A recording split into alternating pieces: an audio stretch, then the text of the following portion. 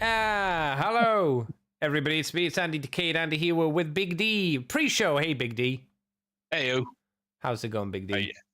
It's going fine. I'm medicated. Oh my I've God. had my tea. I've got a nice carton of chocolate milkshake in front of me. I'm living life. Oh, that's good. I'm glad you're drugged up. I'm glad you have to take drugs before the show. No, I have to take them before I go to bed. So. Oh, you heading to bed as soon? Well, I guess by the time I finish, yeah, you probably are heading straight to bed. Quite possibly, yeah. I've got a thing in. I've got a thing in the morning. I've got to be up early for. Oh so. No! Oh, that's what happened last time you were on the show as well. It's weird. It seems to be every time I have one of these, I have my health thing on a Monday morning, which is at 10. So it's not that early, but it just means I've got to get up at like 7. So. Oh God, I'd 7 I would consider early personally, but yeah. We were talking about Warhammer before this, though, weren't we? We were. Yeah. And I mean, I've been having fun in games with this Deathwatch kill team because I built from the new Tomb World set. I built the kill team, and I've got almost 2 full sprues left over of bits. Oh, really? Yeah. But just for the Deathwatch or for the Necrons or both? Just for Deathwatch. For Necrons, I used everything. Okay. The guns for the bugs are actually, apart from the big bugs, you have to mount actually on points inside the body when you're building the torso. So you can't, but that's not much an issue. The other ones, they're all on a 1mm peg. Oh, okay, so all right. So apart from the 2 specialists, all the other guns I've left loose, and I've just gotten a piece of sprue and drilled a load of 1mm holes in. Yeah. So I'm going to prime them on that. Have you started building any of the walls yet? Not yet. But that'll, yeah. Looking forward to that. Given what I had to go through last, not really. The last lot of walls. I built the Into the Dark walls recently from a couple of years back. The Kazakin set they did, and those were not fun. These look similar, although from what I've heard, they have solved a couple of the issues they had with previous versions. Wait, what was the issue of building the walls? It was more a case of some of the connections were a bit tight for some of the angled pieces, but also some of the mold lines were a bit egregious along the tops and the bottoms. Okay, I get you. I see. And I tried using a rotary tool instead to save time, and it didn't work like I thought it would. So I had to go back over everything with a regular file just to get rid of the flakiness that had come up along the edge. I've never tried to use a Dremel for mold lines. I do have a Dremel, but I'm always like, is it just gonna like be too much, and I'm gonna ruin the model? I mean, I was only using it really for the tops and bottoms, so know if there was any actual detail to mess up. Oh, I see. Yeah. So, to be fair, I'm probably not using it because I'm using. I don't think I'm really using the right heads that came with it. So that's probably a me issue more than anything. Yeah, knowing the exact precise bit that you're meant to use, because the instructions don't really tell you what each head is meant to be for. At least mine didn't really tell me that. So it's just like, I guess I'll use this. I don't know. Yeah. I mean, in fairness, it was a tenner off of AliExpress. So, and I've gotten a use ad because it's made some of my kit bashing a lot simpler because I just take the Dremel to it and just grind. And hope for the best. Yeah. If it works, you know? But no, you do get a lot left over because as it stands, I've got 2 sets of the heavy intercessor backpacks, or one of each. I've got one of the standard intercessor backpacks and one of the Phobos Marine backpacks.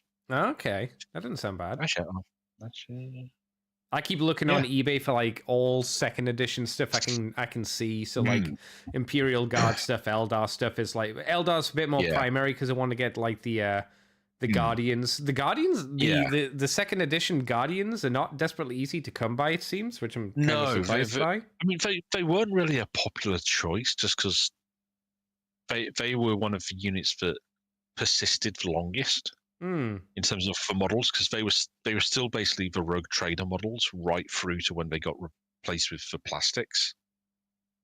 Well, no, because like in second ed, they had that box of like easy build ones. Before that, the Rogue Trader ones were all metal. Yeah, that is true. The plastic easy build ones, when they gave them las guns, yeah.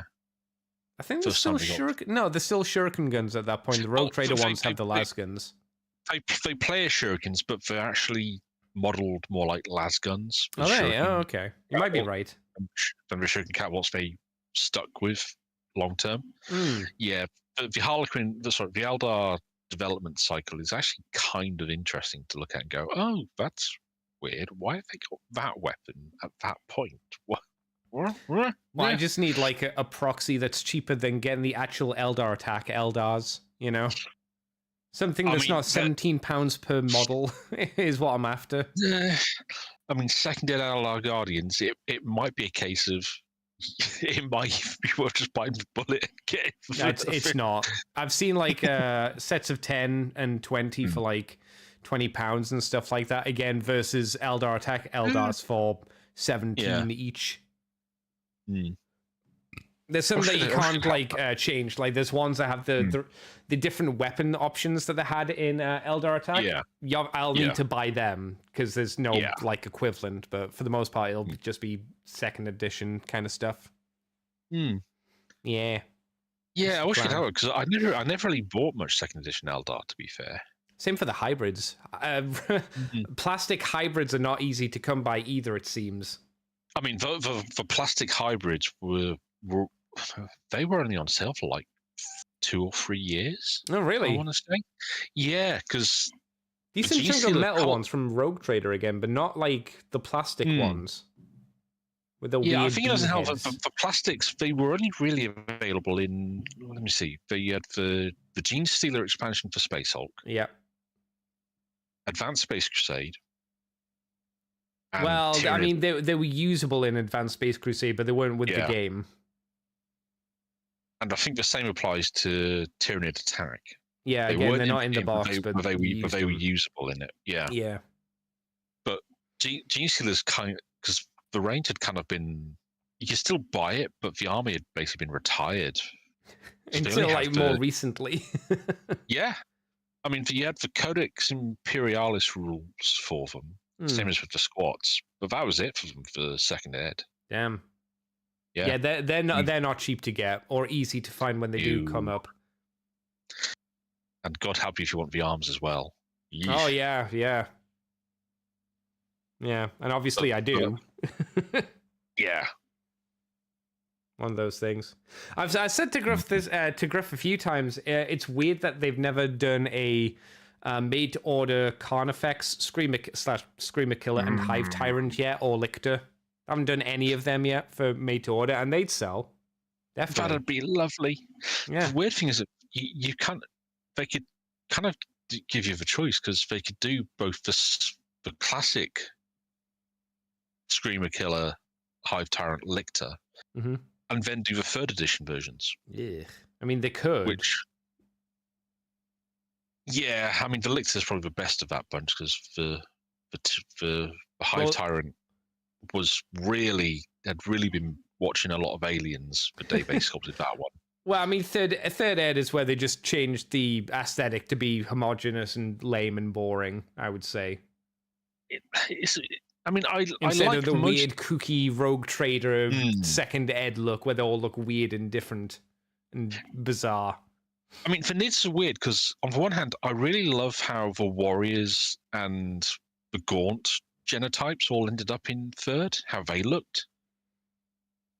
The Warriors, I don't disagree. The Warriors did have a bit of a better look. I like them in the Rogue Trader look that they have for Advanced Space Crusade. I do enjoy it, but they probably do technically look better in third ed onwards because they look more like, I don't know, they have a better look to them. I mean, I do like that they've brought back a lot of the old Rogue Trader and second edition weapon options now. Okay. Because they did kind of pull a lot of you could basically have your main talons, bigger talons, or a gun. The Venom cannon, right? Yeah. Or the Death Spitter. Yeah. Or the old File Strangler or the Rapid Fire one, because that was weird. Mm-hmm. But they brought back so you can now take bone swords and lash whips and stuff, which okay, and they're in plastic as well, which is nice. But the Hive Tyrant from that period was, I mean, it looks like the Alien Queen. It really It's got the wings, doesn't it? It doesn't. That one doesn't. The winged one came later, but it's got the massive. It's got a really massive head crest. Right. It even more than. It looks much more like a Tyranid warrior. That revamped head crest they did for Tyranid warriors, but then just enlarged massively so. And then the Carnifex looks just weird in 3rd edition. It's a big fat one, isn't it? It's more like a dinosaur. Yeah. I hate that. And it has a gun, which just seems weird. I mean, the old One Eye they did based on that was actually pretty cool, but that was a special character, so... Doesn't have tentacles, doesn't want to hug you, isn't screaming, don't like it. Yeah, the classic Screamer Killer is a bit of a... I know that some people, for instance, don't like the updated Screamer Killer, or the fact that they did that. I think I don't think it's as good as the old one personally, but I think it's a nice looking model for the most part. It's nice that they dipped back in and brought that classic vibe back, you know? Yeah. But when they did it with all the Leviathan Nids, they dug deep for some classics. Well, so they didn't bring back the classic Zoanthrope, the big sunflower head. I like him. And I don't know why, like, the Zoanthrope that just floats, again, I don't think looks great. In fairness, there's a lot of that classic Zoanthrope's DNA in the psychic tyrant model they did for Leviathan. He's got that same big brain head energy, which is kind of fun. It's not in a giant sunflower. I would like to see one of them painted up like that, because that is the shape he's going for. I must admit, part of me is tempted, if I ever get around to doing all these nids I have lying around, doing that classic blood red with bone. I like how you say get around to doing it, like you don't have enough stuff to get around to do. I know, yeah. You've got all those Space Wolves you got primed up as well now to go through. Yeah, I've still got to finish priming them because I haven't been able to pick up a new can of Wolf Grey yet because everyone else has jumped on the bandwagon. Bastards. Find a different proxy. Or if you have to, I guess what you could do is just prime them white and just buy either any other kind of Wolf Grey equivalent and just slop it on them.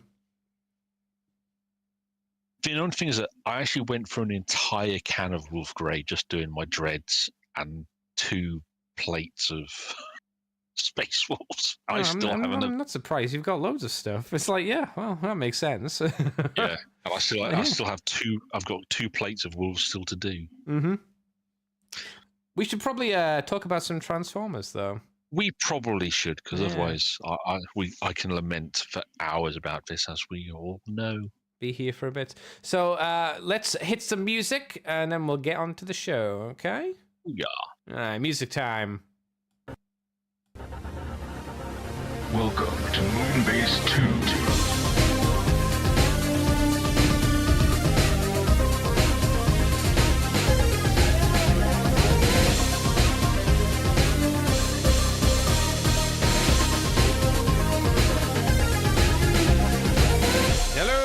Welcome to the Moonbase 2 podcast. My name is Andy, Decade Andy. We're here with Big D once again. Hello, Big D. Hello. That means of course, that we're talking about movie toys. Specifically, the final part of us talking about Dark of the Moon. I think we've got it all at this point, right? Have we done Laserbeak? No. Oh, that's a good call. I thought we had, but you are right. We haven't done Laserbeak. Ooh. Did I not add Laserbeak? No, we didn't add Laserbeak. Okay, we can add Laserbeak as well. We'll talk about him last, since that's the order we've got these arranged in. But good call. Yeah. Good call. I don't think there's much to say about him, but it's fair point. Not really, but After this, I guess we'll have to move on to Age of Extinction. Oh dear. Well, I said that for most of the toy lines, but Age of Extinction's where I like dropped off of the toy line completely. So for the movie stuff at least. Yeah, Age of Extinction was To be fair, I would have dropped off earlier. I would have dropped off for Dark of the Moon, but I was in America for BotCon, so that's kind of what drugged me into like, oh well, I'm here. I'll pick up the stuff. Why not? Kind of deal, you know.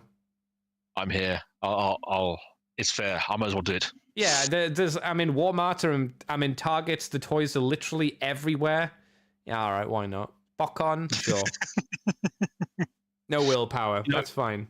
It's a good thing we collect plastic instead of any other bad habit, because otherwise, what state would we be in? No, there are people like you see these antique shows and stuff where they just got garages just like full to the brim of like old antiques or cars or old worn down rusted bicycles and stuff like that. So, you know, people are like, oh, you collect plastic stuff. It's like, yeah, well, you collect silly bicycles or car parts.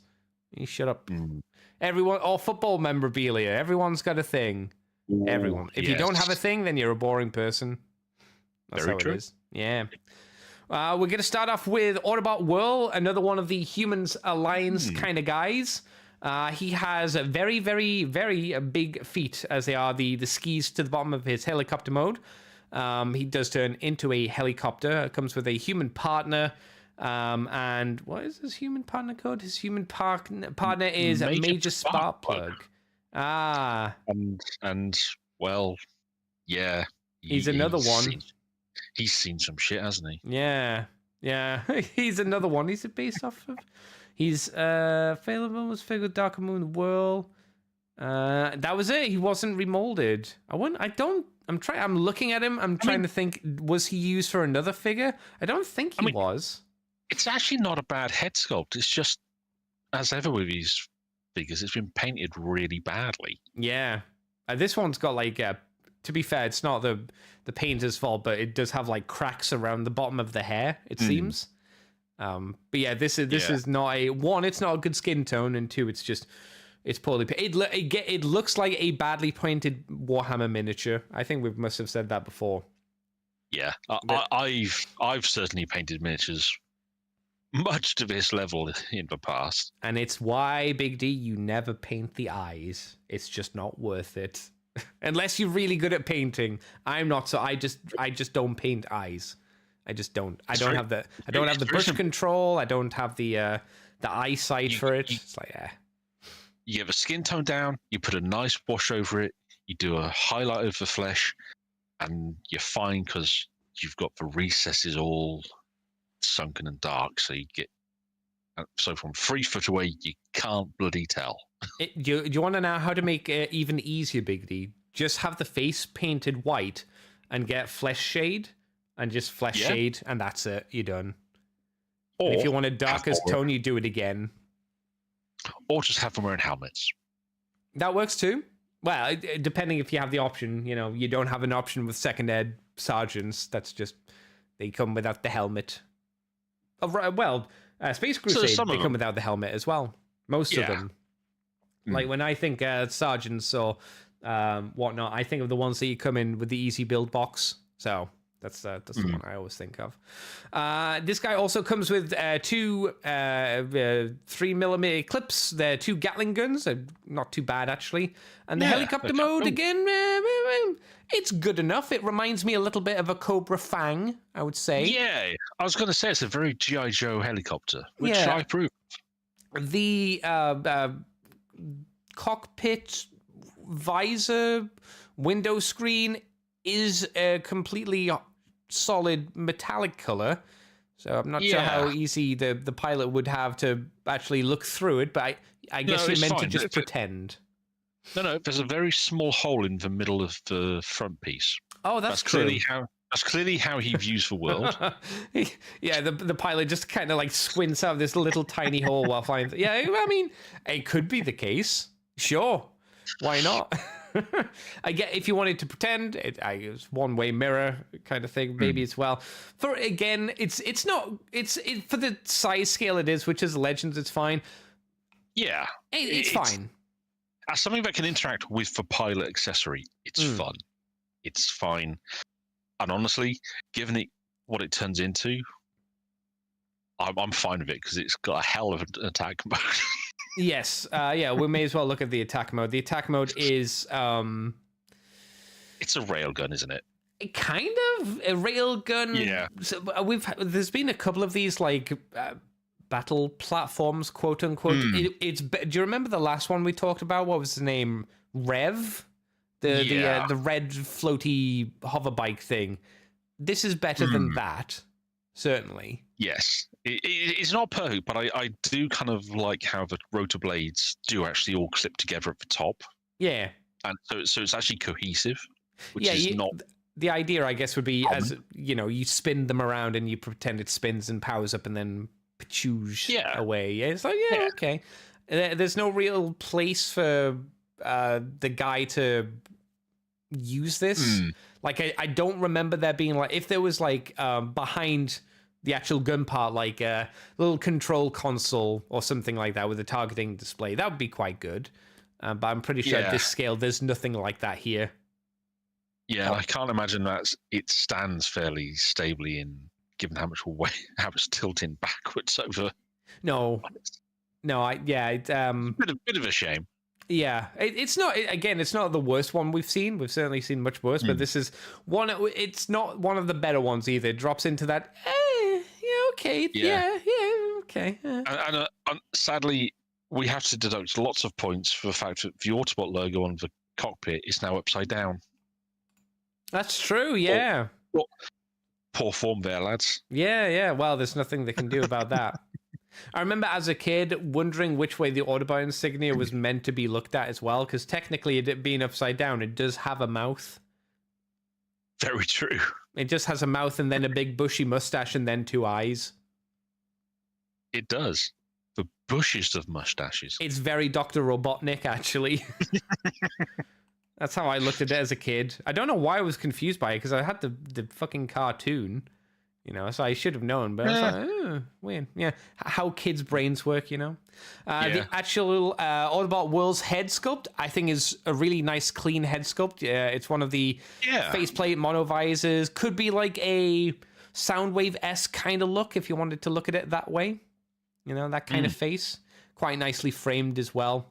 I dig those double bars on the side of the cheeks. Yeah. They give it a nice bit of little flair to things. I will say, I think this could have looked better if it wasn't in a chocolate brown color.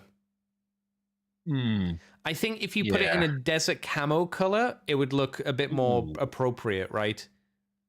Do you think that would have worked if it was also on the canopy as well? So it was a uniform? No, I think you want to have like... I think you want to have the canopy to be a different color, either translucent or something. Stand out, something to make it pop. Otherwise, it just kind of blends together.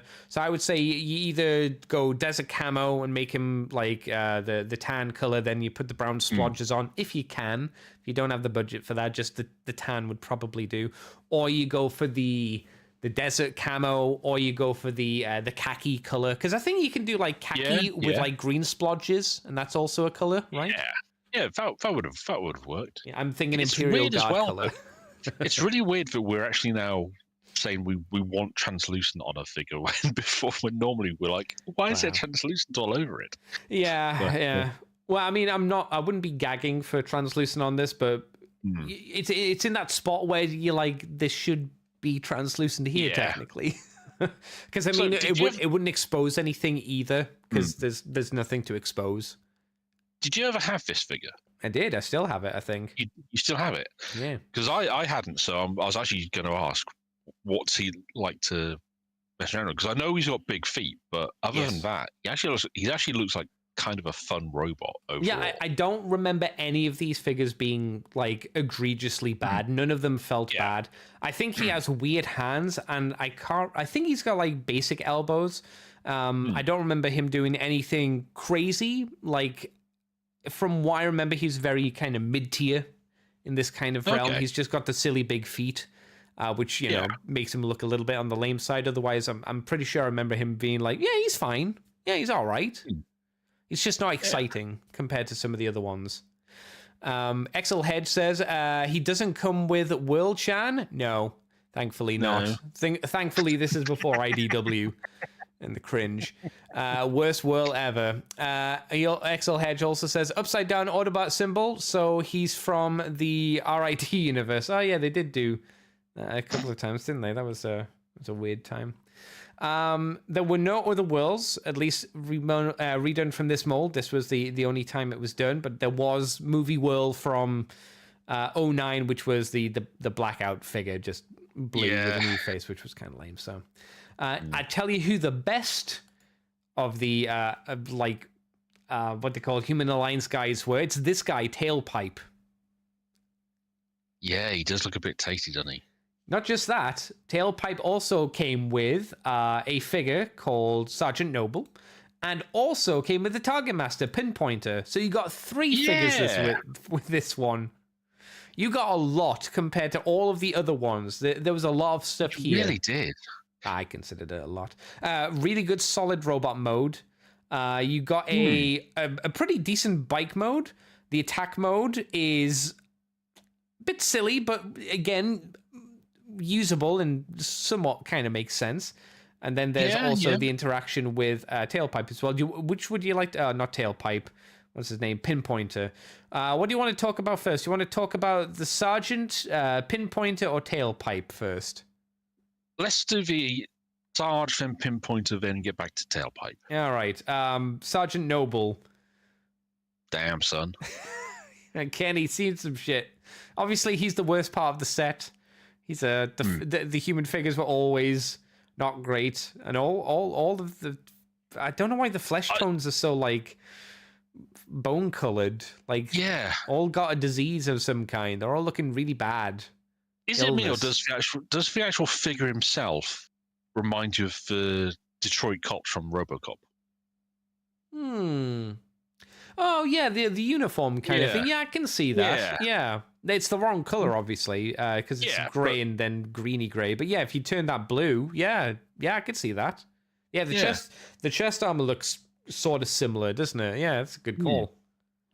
I mean, again, other than it's the paint job that lets us figure down, because otherwise it actually looks all right. It looks fine, it's just for deco, which is having gray as well for the camo is not kind of boring as well. To be fair, it is. Hello, Rodimus Power Toy Collector. Welcome. Hope you're doing well tonight. So that's there's nothing to say about Sergeant Noble. That's it. he's another one. Is this the last of the Human Alliance figures we're talking about? Yes. Yeah. So I think we can safely say that, as a rule, the human psychics have been the weakest part of all of these. Oh, yeah, certainly. They were like the bonus thing. The better ones have always been the ones with the full helmet as well. And there wasn't a lot of them, oddly enough. There were a lot of different molds. There were a couple of molds of helmeted characters, but less than you'd think.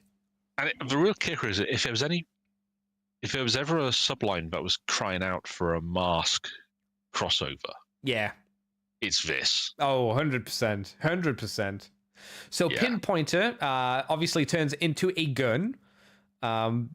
If I remember, and from looking at him again, I'm pretty sure he's quite shell-formy.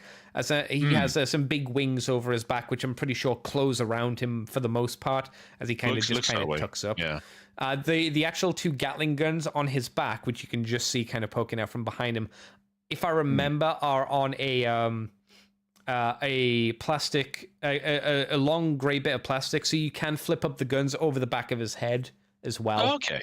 If I remember correctly, I'm pretty sure that's how that works. I mean, I will say this. He looks more interesting than almost every other Target Master we've ever had. Some of the recent ones, too. Yeah. Like, this one's posable as well. This one's more... Do you remember when we had... was it War for Cybertron did random Target Masters out of nowhere? Yeah, in Siege, yeah. And they had no knees, they had no elbows. They were just like 1, 2, 3, 4 or 5 or 6 bits of plastic. This is more than that. I mean, the worst is that those were they were worse than the ones they did for Titan's Return, which were smaller but had a lot more going on. But in turn... They didn't do any for Titan's Return. Sorry, in Japan they did for Oh, United. okay. Yeah, the Titans to Tin ones were good. But this, yes, he's a shell former, but look at what you get for the fact that he is a shell former. You get shoulders, elbows, knees, hips. Mm-hmm. That's so much more than pretty much any other Target Master ever gets. Yeah. I think the only downside to him was he's big, like he's rather chunky. But I mean, this is the problem of giving like a Target Master who's obviously quite chunky to a Legend Scout size kind of figure. If he was given to a Deluxe, it would like scale wise probably work out, or even better to a Voyager. The scale kind of would have been a bit more like normal and whatnot. The face is pretty good. It's well detailed. The problem is it's in the rest of the legs, the body kind of plastic color, so a lot of the details kind of lost. But it does kind of just blend in, unfortunately. They did paint the eyes, thankfully, but yeah, a lot of that detail is just kind of lost because it is just like dark, bluish black kind of plastic.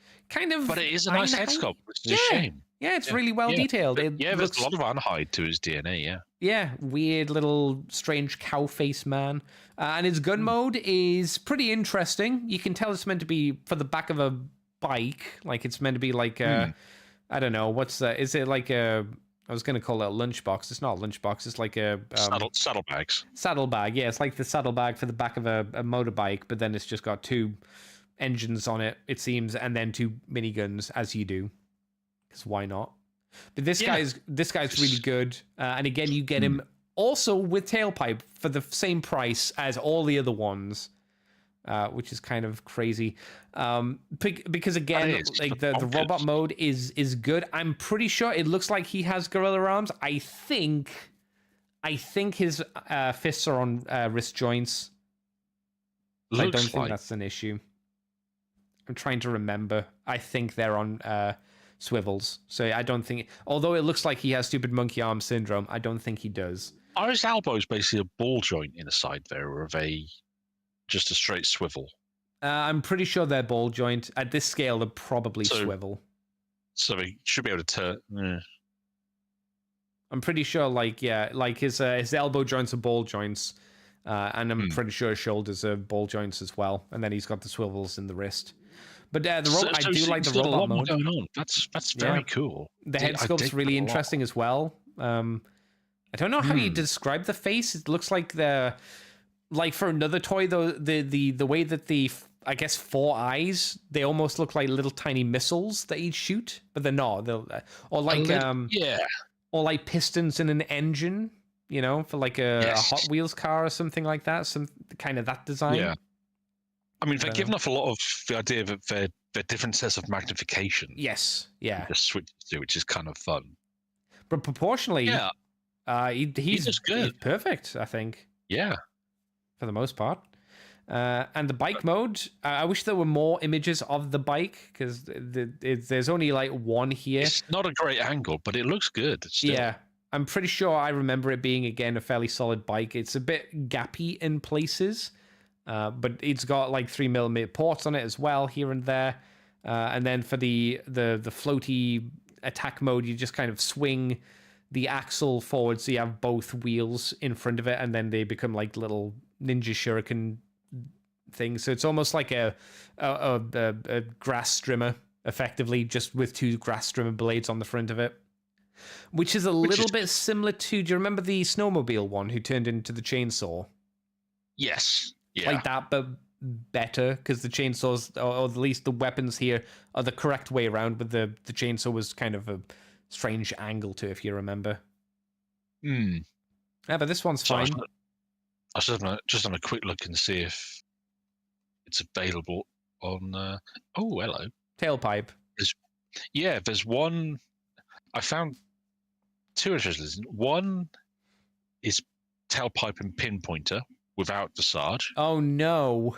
What a shame. And the other one, I know, right? And the other one is described as 95% complete, but it's clearly just tailpipe and Visage. I mean, out of 3 parts, I'd say like you're missing more than 10%. Personally, Sometimes, have you know, I noticed there was a copy of second edition Space Hulk and it said 99% complete, and it went, we're missing 2 blue dice, 1 door, 1 fire effect, 1 blip, and something else. And I thought again, like, well, that's more than 99. Sorry, that's more than 1%. I know there's a lot in Space Hulk 2, but come on, man. 99? Yeah, that's a lot of stuff to be missing. Yeah, it's 3 or 4 or 5 bits, but it's still a decent amount, I'd say. But yeah. And then we have the attack mode. The attack mode is for the bike mode is just, for some reason they've added pinpoint on the back, and then they've kind of tilted the back upwards, because you can see that's where the legs, the back of the bike is the legs, and they've for some reason untransformed them a little bit and folded it up. That's I was right. Unnecessary. I was right. The Gatling guns are on their little plastic swingy thing, so you can get it behind pinpoint in robot mode. We have this is actually our best picture of the bike mode as well. Its biggest flaw is the hands are incredibly visible in bike mode. They do nothing. Yeah. But I think this is their best one. There's a lot of play value here. Because you get 3 things versus 2 things. I mean, you get a whole other robot. Maybe the reason they threw in the extra dude was because like Tailpipe is smaller in terms of like his weight, like his density. Like he's maybe a bit on the thinner side. Maybe he's a bit less complex transformation wise. But he also somehow comes out as one of the strongest in his own right. Which is kind of funny. Yeah. I mean, if you look at the picture here, you can probably guess how this transforms. Like the back of him kind of just unfolds because that's both of his legs. The shoulders are on like reverse butterfly joints, so you'll fold them outwards to give him his shoulders, and then you do something with the front of the bike, which is his head, and then you kind of just tidy up the wheels, and that'll be about it. So this is my favorite one. I liked it a lot. He wasn't ever redone again, as is the way of most of these Human Alliance figures. A lot of them were just done the one time, and randomly some of them were done one other time, but most of them weren't. And this was the best one, I'd say. Oh, how much was the one that you saw on the one with tail with pinpointer? How much was that, Big D? That is $15.99. 15 or 50? 15. Oh, that's not too bad. For with today's free prices as well. Yeah. I mean, you're missing the human dude, but again, who cares? I'd say that might be worth it, to be honest. I think it might be, to be fair. Yeah, I think he's a good little dude. I'll put a save on that. Yeah. Click. Next up, did we talk about... No, we didn't talk about Wheeljack, I don't think. No, we couldn't have. So Wheeljack, the horrific, ugly... One of the worst movie designs, I think. Yeah, and they never really settled on his name because he was Wheeljack when he was revealed, but in the movie they call him Q. Yeah, I think. Because that's right. Because the toy here is Wheeljack, but he's definitely referred to as Q in the movie. But then again, if you remember, Brawl was Devastator in the movie. Yeah. So it makes more sense for this guy to be called "quote unquote" Wheeljack, as clearly he's the scientist dude, even though he looks nothing like Wheeljack. He doesn't have the right color scheme for Wheeljack. You look at this guy and there's nothing at all kind of connecting him to that character. But it really isn't. No. Other than the fact his head glows slightly. I guess, yeah. But again, I'm happy to say this is one of the worst designed figures. The weird hair, the old man look. Like he's generic weird scientist man, I guess. He looks a bit like... what's his name from Mega Man? Dr. Wily? Yeah. Got that kind of look for the head. And if I remember, he was also a pain in the ass to try and get hold of because he didn't hit retail here anywhere that I ever saw. Did he not? Okay. I think he was a fairly late release in the line as well. Interesting. I wouldn't say personally that was a huge loss for the UK, but if you wanted him, I could imagine that would definitely be annoying. How do you think the figures turned out? I mean, I'm guessing you never had him. Yeah, never had him. I mean, it looks... I mean, the head is horrifically too inaccurate, to be honest, because that was a pretty traumatizing design they went for overall. I mean, it looks like him, but again, it was one of the weirdest, weakest designs in the whole film. Yeah. And it doesn't look particularly... Did you ever have him? Oh, God, no. No, I didn't want this. I thought it looked fucking ugly. I was like, no way. Yeah, I mean, I think he's got decent sized feet, so it should be fairly stable standing, but otherwise, yeah, those arms... The arms are really long and lanky, but they do allow for a double elbow joint, so clearly he's got really big arm articulation, at least elbow articulation, so that's nice. A bad thing clearly is he doesn't have actual hands, so his forearms have ports in them, so if you want to use his mech-tech weapon, he's only going to be able to have them in the forearms, which is always a... Well, it's not just he's pretty loaded up for kit, to be honest. He's got his gun with the mech-tech feature, which I'm assuming is the buzzsaw blade that spins. Oh, yeah, that's it, yeah. But then he also has 2 additional weapons. Small gun, drill, and spear. Yeah. Now, I don't know about you, but small gun to me looks like a rivet gun. Yeah, that'd be my assumption, given he's supposed to be their tech guy, their engineer. So. Yeah. I don't remember. He's actually pretty loaded up as far as movie Autobots go for accessories. Yeah, it comes with a lot of stuff. It's a shame he's so fucking ugly. He does have some weird... you can see where the 3mm clips kind of clip underneath, I guess, his boob area. It's a little bit of an awkward position. I'm guessing they wanted to give the idea that his weapons were like on his holster, like a gun holster, but it's too high up. Yeah, it's weird. I mean, it's almost like shoulder rigs, but it just looks awkward as hell. And he can't actually hold either of those 2 guns. Yes, which is a little bit of a flaw. No, unless he has a 3mm peg in his hand somewhere, which he might do, I suppose. Might do. But he should have just had holes. Holes would have just made life easier. Yes, I guess you could have said that for any of the 3mm port things, right? It's just, well, why not just make it a peg instead? Yeah. I mean, I will say it's a reasonably clean alt mode overall. Why does the top of the car mode have like 2 circular like nipple hole studs in it? I think there so you can attach the gun. So Really? instead of a post hole, it's more like a tube. Oh, that's weird. Yeah, some of them. If that's what it is, is that what it is? No, it must be. Yeah, because that's where it's where the saw blade's gone. Yeah, that's a good point. Oh, that is. Some of the attachment points got weird. I don't remember seeing that ever on any other figure. It's for those not looking at the image. Imagine a mini con port from Armada, but instead of it having the little peg in the center of it, you know how it was a divot and then a little peg in the center. Imagine it was more solid than that, thicker. So there's only a very thin amount of plastic would go and slide in. What a weird design. Really is. You're not wrong though about it. The car mode being reasonably clean. Also, the translucent plastic windows is opaque, so it's not like easy to see into it. Yeah. So that's good. Sometimes it's not a terribly exciting car mode, but it is a nice, clean car mode. It does look like something like a middle-class mum would drive, I feel. Yeah. It's one of those kind of cars. Which, given Wheeljack traditionally is a Lancia Stratos. Well, that's a very middle-class mom car, isn't it? Pretty cheap.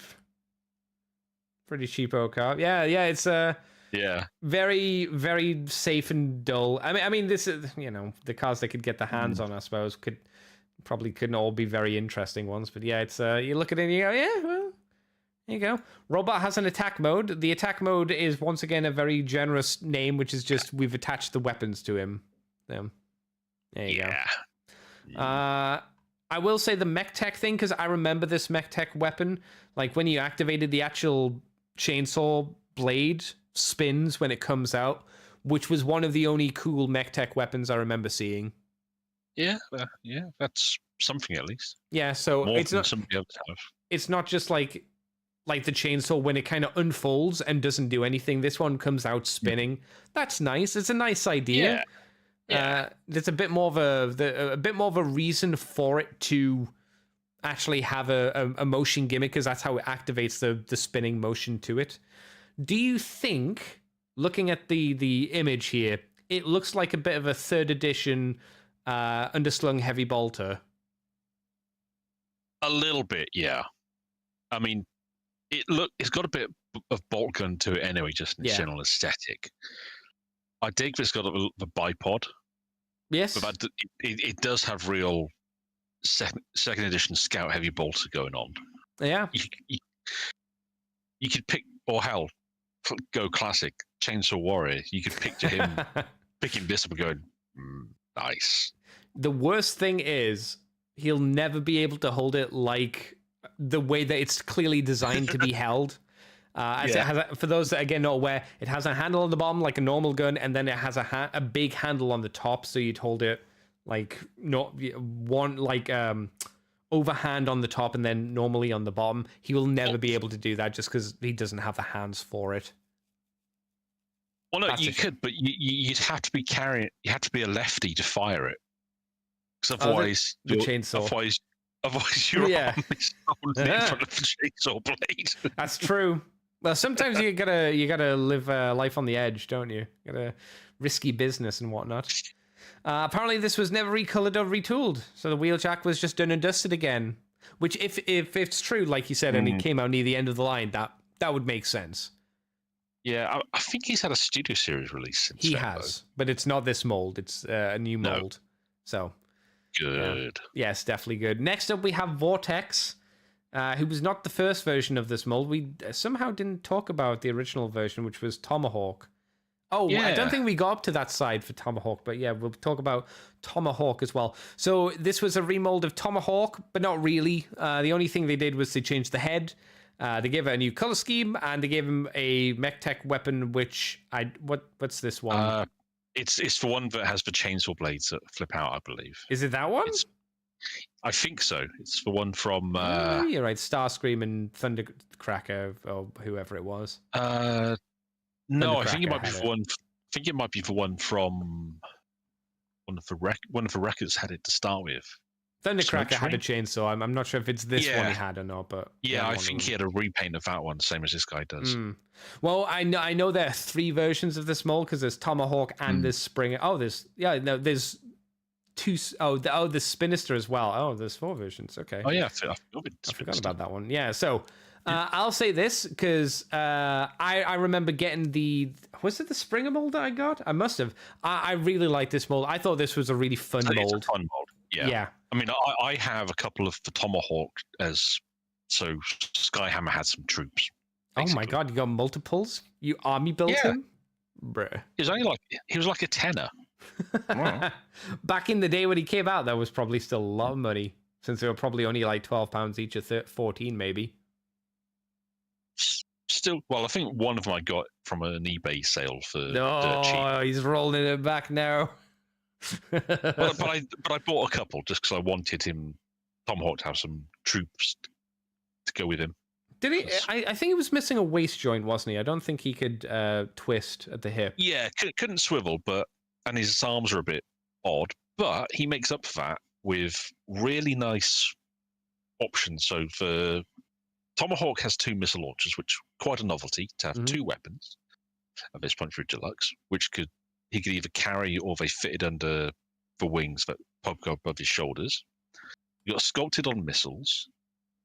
The tail rotor one half, I think, could become like a blade weapon on his forearm. That's right. Yeah, that's what it looks like. Yeah. And other than a waist no ankle tilts, it's actually quite good fun. And the feet give him a lot of stability, even for how weird they look. His feet, I would describe, are like using tennis rackets as snowshoes. You know, that classic kind of. They're very big surface areas, so he does have a lot of good balance. This figure, I think, was slightly done dirty for Dark of the Moon because he comes with a lot less. He doesn't come with the missile launchers for his shoulders. He does get a new weapon, which is, how good that is.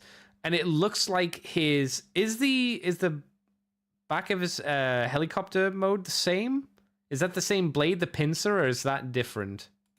No, that's the same. It's the same. Okay, it must just be the angle that looks a bit weird. Yeah. So the only thing they've really changed is the head mold, and they've swapped out his 2 missile launchers for one mech tech gun. Which, it's a bit of a shame. At least the gun can actually attach to the nose of the helicopter, which would not have been a given at this time. You know what? Funnily enough, this helicopter mode in this color scheme for Vortex, he looks like animated Megatron. I was going to say, I'm getting big animated Megatron vibes from this. Very much. The shape of the cockpit, the way that the gun underslings from the nose cone, that's very, very animated Megatron, which is pretty cool. I'm sure it's not intentional. Animated would have been out at this point. Yeah, it is a fun way to give us a version of Vortex. Yeah, because again, we hadn't had a Vortex for a long time. Long time. And this was, I think, again, this was like G2. Yeah, this was probably very much like the Power Glide and some of the other Transformers we'd talked about earlier. This is like the first time we'd had a G1 sort of version of this figure since the original. So a lot of people went for this just on the basis of that, even though the head's completely incorrect. Doesn't look like Vortex head at all. It's a nice head sculpt, but it's not Vortex's head sculpt. If you told me that was a Quintesson robot head, I would believe you. A Quintesson, a G2 Autobot, but not Vortex. Oh, yeah, G2, I could see that. G2 kind of like light formers, that kind of era, the Turbo Master. Random. I could see that. That kind, yeah. Yeah, not bad. But it is nice. It is a nice deco though, so fair play for that one. Yeah, I understand why it was such a pain in the ass to get hold of. Oh yeah, I'm guessing this came out near the end of the line as well. I think. Tomahawk has a pretty decent head on himself. I will say Tomahawk's color scheme works well for a troop builder, but is a little bit on the dull side. I like the black, but then there's his legs, which just kind of get a bit boring, and he's got like this Hasbro gray. There's a bit too much Hasbro gray for like his shoulders, his weapons, and then his feet. Yeah, a bit too much of that. I think. Sadly. If you change that to the more metallic-y gray that they use on the shins or the thighs, I think that might have been a bit better. Yeah, the colors do work really nicely though for the alt mode. Oh yeah, the helicopter's good. They did a good job there. It's not actually black though, is it? No, it doesn't look. It's like it's more of a very very deep dark blue, which lovely. Yeah. And surprisingly, I can never remember if it's yellow or gold they used for the stripe on the wing, but it's actually really crisp. It looks like it's. I'm pretty sure it's yellow. It's yellow. But yeah, it doesn't look like there's much bleed through. It looks like a little bleed, but not much. A little bit. But even what we've seen in the past, just in this line, that's really nice, to be fair. The benefit of it is it's just lines, right? It's not like large areas that they've had to paint over. So that I think that very in itself just helps itself, because it's like, oh well, it's not as egregious as having like the entire wings tried to be yellow or painted over with black. Yeah, there is that. So there's this one. Then there is the Spinister, which is the Bocon one, which is clearly just Vortex, just in very, very bright Spinister colors. Oh, yes. They were holding nothing back. This was not like the downplayed version that we've got for the new 2-pack that's either out or coming out. This is like a very, very aggressive. Like his legs are maybe too pink, I think. Because G1 Spinister's legs were not that pink. This is like salmon pink, right? I was going to say his legs are veering from hot into salmon very, very quickly. Very, very quickly, yeah. But for a Spinister toy, I think this works pretty well. It's a good. We know that it's a good helicopter. It really does. I think my only complaint is the helicopter mode. They've tried to replicate the original toy, so they've tried to replicate the sticker on the nose cone. They've tried to replicate the sticker on the wings and the big purple, two like salmon pink lines going down the center of it, which I don't think overall looks great. I think it's no.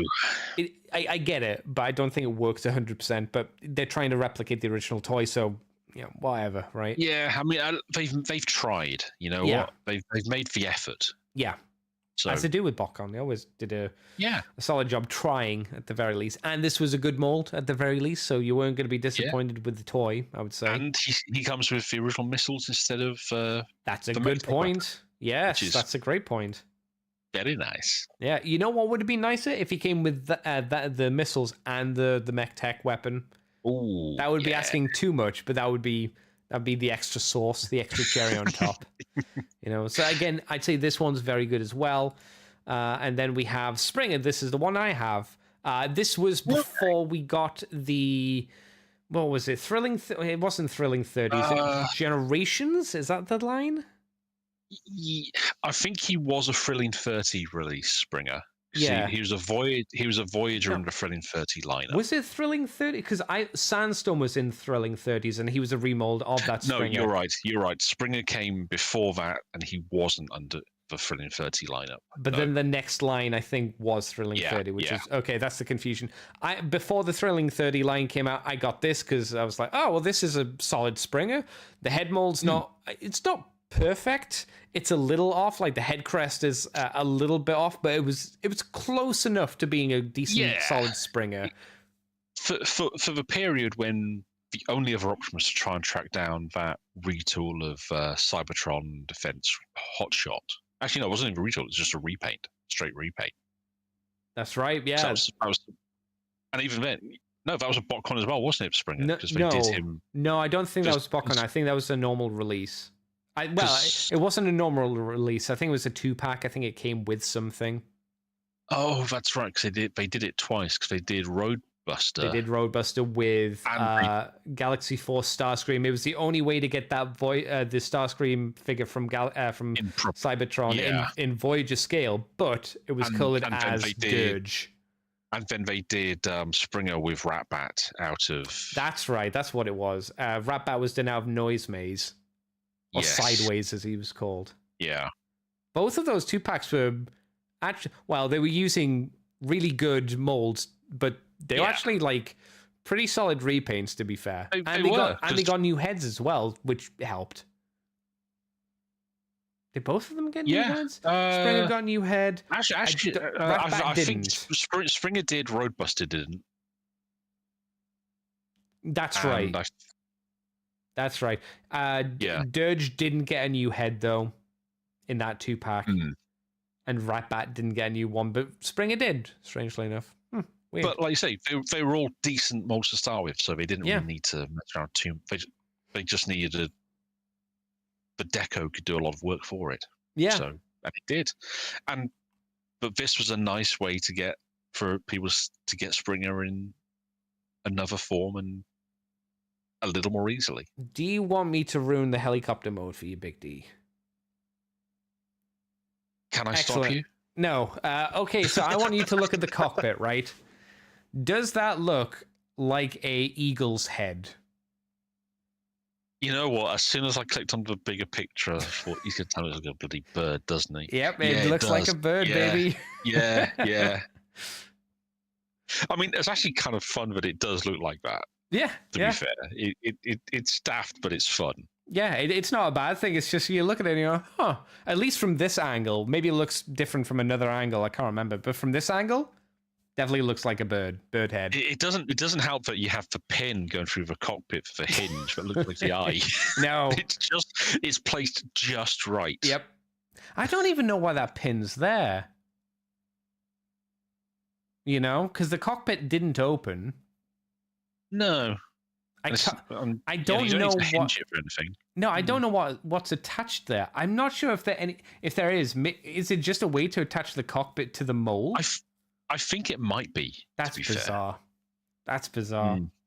Mr. White's here. Arrived late and catching up on the start. The major spark plug figure looks like a horrific as the Shire head you display on your desk. It's true. That's true. If you remember, we've got the slightly gormless Shia LaBeouf face on the desk here. But yeah. Yes. Good thing about the Springer figure, this one came with a brand new weapon. He came with a little sword as well. So he came with the 2 missile launchers, which are on 3mm pegs as well as normal pegs. But he also came with a sword. So he's the one that came with the most stuff out of all of them. Yeah, very heavily kitted out is Springer. Yeah. Yeah, not bad. Was he one of those GDO releases? I think you might be right. Let's have a look at what it says. Yeah, Generations GDO Autobot Springer. That's what it says. Yeah, that was a weird release, wasn't it? Oh, and you were right. It was BotCon 2007 Springer. Who came with Ratbat then? Oh, the classic Springer. They used Cybertron evac. It's the one right next to it. Oh, that's what it was. Yeah. Wow, he got a glow up in 2013 for Generations, didn't he? That figure's so fucking good. It really is. That's such a good figure. I mean, I have him, and I have the more recent Springer, not the Studio Series version, but the one before that, the one that it's based off of. Yeah. Yeah. And that one's nice. It's very nice. But my God, that Generation Spring is good. Oh, it's so good. It's disgustingly good. Yeah. So out of the uses for Tomahawk, because it was Tomahawk first, who do you think did it best? Between Tomahawk, Vortex, Spinister, and Springer? Oh, that's a toughie. Vortex and Spinister I do like, but I don't think they are complete enough in what they're doing. And I don't love the head mold, to be honest. Vortex, I think it's interesting, but I don't love it. Yeah. Vortex, the colors work quite nicely, I think, on him. Mm-hmm. But in my heart of hearts, if a Tomahawk on his own is just such a fun trooper, grunt type character, an Aerobot before we had revamps of the aerial bots. And that that deep dark blue he's got is actually quite nice. So I'm going to go with Tomahawk. And I would go with Springer. I mean, you must have liked him because you got him twice. So yeah. You had to like it if you got him twice. I like Springer. I think the extra sword, even though it's small, it's nice. The head sculpt's good. And at the time, it was the best Springer you could really get. Was it literally the newest the newest Springer at that point? Let's check. I can't remember. Yeah. So you got no. Technically, what year was this? 2012. Okay, so it wasn't. So yeah, I would say it was probably the best Springer you had since the maybe the original. Yeah, because I'm not a big Springer fan of the Universe Classics one. The other one was a BotCon one, and then 1 year later there was a much better Springer out. To be fair. A much better Springer, but Oh yes, I'll be honest. I'm quite glad that I didn't end up picking up this version of Springer. It's pretty shitty that they did it in a lot of ways because they would have known that they had a really good Springer coming out in a few months. It's the same thing where they had to have known that they had the Combiner Wars Protect bots on a drawing board, so they did Hotspot as a GDO release, as a repainter, a redeco of Universe Inferno, right? Inferno. Yeah.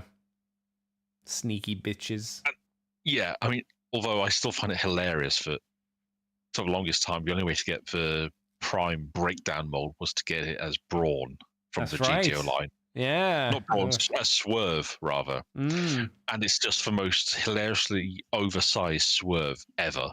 It's so weird. Weird idea. Great. Next up, we have Autobot Topspin.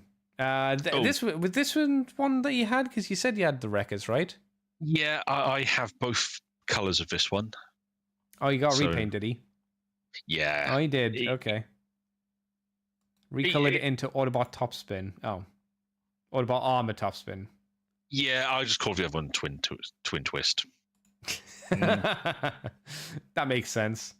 So what's this figure like? Because he's got big pinchy hands. He doesn't have real boy hands. He's got weird. Pinchy hands. He poses quite nicely. The biggest gripe is the fact that all of his extra guns are supposed to be mounted on armatures. That's his shoulder bits, right? Yeah. So he comes with a lot of extra guns, which is great. Mm. But for the most part, you have to mount them on bits of his car bodywork that just kind of hang off these armatures from the back over his shoulders. It does look awkward, I'm guessing. Yeah. And you can tell me if this was the case. Did those things get in the way of the arms just because of... I'm sure you could move them out the way, but I'm sure there was a lot of, like, clattering, you can move them right? out of the way, but they're a bit of a pain. And yeah. Because he's got his clamp hands are kind of cool, but he has clamp hands, so he can't actually hold anything. Do they actually clamp, or are they molded in one position? Do you remember? I think they're stuck in one position. Okay. I actually think about it. I think he might have had a 5mm port in the base of the hand as well as the forearm. So you can do stuff. It's just awkward. Yeah. But otherwise, I mean, poses quite nicely. In fairness, right. The biggest gripe I ever had is that his head sculpt, that hair he's got, that they've sculpted him with, those dreadlocks, they're in a soft plastic, which is fine, but they get in the way when you try and twist the head because it bumps into the vents that are sticking around his collar. Right. So it makes it a bit of a pain to try and actually get him to look in any direction. He does have a slightly weirdly sculpted face. I can see that they are trying to go for the hair look, but there's just something about the overall design that looks just... Again, slightly weird, but again, movie stuff, I suppose, right? Yeah. All of it looks a little bit weird. Very weird. Car mode's nice, though. Yeah, I mean, the whole up-armored NASCAR look was kind of a fun idea. I mean, I still love how they made a big deal about these 3 idiots, and they turn up for what, two scenes, if that. I'm sure they had lines, but maybe 1 or 2. And then they drive past with all the other Autobots, and the next scene they've all been captured. That's right. Yeah, they were really good, really cool. I swear, every time I watch that movie, I feel like I'm missing at least 2 scenes that are really important. Well, they had to spend a lot of time with the big worm going through the building and people sliding and screaming. They had to do huge... That's a huge, long scene. Yeah. Oh, so long. And he comes with a mech tech bow? What is that? Crossbow, effectively. So initially, when you pushed in, it's like a Jaws of Life type thing. Ah, okay. But then you pull it back, and it looks more like a crossbow. Oh, so is it like spring done, or is it just like you push it in and then pull it out? Because I assumed it was the spring one. Is it not? I think it is like other ones. It doesn't really lock in place, but when you pull it back, you get those arms become like crossbow arms. Because it looks like the bow arms, like it would be a bow, but if you reversed it in a weird way.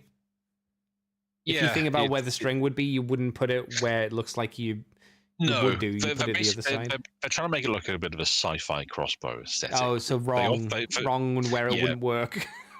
Yeah. Designed by someone who's... They can't be asked to hire someone who actually knows what a crossbow does. You know, if you told me they hired a guy who wanted to make a 90s crossbow via Rob Liefeld, I would go, oh, that makes sense. Yeah. That's why it looks like it just wouldn't work. It's Rob Liefeld inspired. Fair enough. Yeah. Bless him. Sadly, yes. And did you get the repaint? The repaint looks a little bit... I don't know. There's some things I like a bit more about the repaint, and then some other elements I like less. I don't know. Maybe you needed more orange? I mean, the orange is nice where it shows up on the body in the robot mode. It could have done with more of that, I think. I like the car mode more. I like the car mode a lot more. The car mode feels like you can tell more of what's going on. Yeah. Whereas standard version... Just blue, innit? And because they've just slabbed silver just on the engine, and none of the other stuff really stands out because of the blue that they've used for bodywork. But then the repaint, Still the same thing, but they've gone for a much darker, more boltgun metal shade for the engine. And the bodywork itself is in that pearlescent silver color, so it just helps a lot of the details stand out a bit more. And you've got the black rim going around like the windows as well. Yeah, that helps a lot. It just feels like there's more going on with it. And the translucent blue, although is the same, because the standard version is blue and the window tint is a light blue, there's not much of a color difference, but because the repaint is silver, gray and black, the blue kind of stands out a lot more. Yeah, it helps. It gives a bit more pop, which is nice. Yeah. It still has the same issues as the other one in robot mode, but by no means bad figures. I mean, I like having both of these guys and the other one, which I need to pick up a Leadfoot at some point in the same scale, which could be a challenge, but you never know. Well, that would only be the Studio Series one that you can get, because the only one that they did for this was Human Alliance. Well, there was a deluxe that they released in Japan, but only in Japan. Ah. Yes. Of course. Yes. Good. Because why would Hasbro release a full team in the same scale? That's silly, isn't it? I know, right? For the robot mode, I guess my issue is, like, paint scheme wise, a lot of robots seem to be colored like this in this line. Like, if you look at the legs are kind of painted like a Soundwave, who we'll be talking about later. It's a dark gray and a light gray, and then like a bluish gray as well. And that's kind of the color scheme of a lot of the figures from the movie line. Yeah. I mean, it's not helped that a lot of the cars they're using for the alt modes in this film are silver cars. Yeah, no, that was a bad choice. Sideswipe, Soundwave. All right, Topspin, his base one's blue, but this is a silver redeco, so you imagine there was a silver version out there. Silver, and because of how they're getting the transmissions to work as well, that they're trying to get as much of the car body to show in place there. Most of it ends up on the legs, if anywhere. Yeah. It's not hanging off the back of the robot mode. Agreed. It kind of can only go so many ways. Yeah. To still be able to transform. So. Well. Yeah. Next it's up, unfortunate. We have Starscream, which I did have, and of course he got repainted. You'd never guess who into. I await with bated breath. Yeah, well, I can't imagine who it's going to be. Starscream again, at least for Japan, and then obviously Thundercracker and Skywarp. So this version of Starscream, what's the difference between this and the Japanese? Oh, the Japanese one's definitely different. Okay, well that's definitely worth talking about. So this one is in a fairly boring plastic color. It's the light gray that we were talking about for the Topspin repaint. He's got a lot of that on him. He's got a lot of that dark gray on him as well. And then this one is riddled with gang tattoos because that was the style at the time. I remember this figure being pretty decent. Like, he has decent articulation. He's got good arm articulation because he's got like a hinge for the upper bicep, and then the lower bicep is a ball joint. His hands aren't on a wrist joint, but they are on a hinged wrist joint. A double hinged wrist joint, actually. Which is kind of weird. I know that after the initial release in the first movie line, then the incredibly complex take that they did for Revenge, to see him suddenly really... I remember when they announced he was coming in Deluxe, and everyone was a bit like, oh, yeah, how the fuck are they going to make him work in Deluxe? They barely make him work in a Voyager. And you know what? This is actually a pretty decent figure overall. Yeah, I was surprised as well. It's clearly movie Starscream for all the flaws of that design, but they've made it work as a deluxe figure. Yeah, it's got some parts to it where you're like, it doesn't work completely, like around the chest area. They've tried to fill it in as best they can, like with those big flat bits that go just underneath like his shoulders. But then there's a big gap in between that and the actual chest part. But again, for the most part, it gives the silhouette. He's got a fairly tidy back. Like the wings are quite nicely tucked together. It's, again, for the scale. I went from the first movie one to this because I never got the Revenge of the Fallen one. And this was a big upgrade from that. Big upgrade. How is the undercarriage on this one? How clean was it? Is he still? From the angles they're showing here, it looks relatively clean. It's pretty clean. I mean, it's way cleaner than the first movies, which was fucking ugly. It's cleaner than most Silverbolts. It's cleaner than Commander Silverbolt we have at the moment, from what I remember. So, I mean, it's not perfect, obviously, but I remember it being, again, pretty nice for the most part. I mean, like you said, it's still got the issues of, like, it's a hideous jet mode because of all the tattoos on it, which look really gross. Yeah. Those tattoos. Do you remember they tried to explain it in the comic books why he had it? And there's just no reason in the movie why he has these things. He just has them. Yeah. Okay. I mean, I remember Simon Furman tried to explain it in one of the stories he was writing, and bless him, he tried. It was crap. There was no reason, as far as we could tell. If there was a reason, it was left on the cutting room floor somewhere. The simple answer is because Michael Bay clearly spent too much time in the gym with lots of dudes with bad tribal tattoos. Maybe. That might be the reason. Yeah. I mean, look at Pain and Gain. Yeah. A Michael Bay weird movie. But yeah, it does have an attack mode, but the attack mode consists of getting his two weapons and putting them where you would put all weapons for jet modes. So it's not really a thing. We have a gun and a sword which can combine together, but they are, again, both mech tech, and they're both crap. We've talked about them before. They're not very good, shockingly. No. You know what he could have done with? 2 guns that don't have mech tech. That would have been better. Much better. Perish the thought. Yes. Came out at the same time, Thundercracker, who was much better, I would say, because he had a much better color scheme. He came with 1 blade, and then the MechTech chainsaw.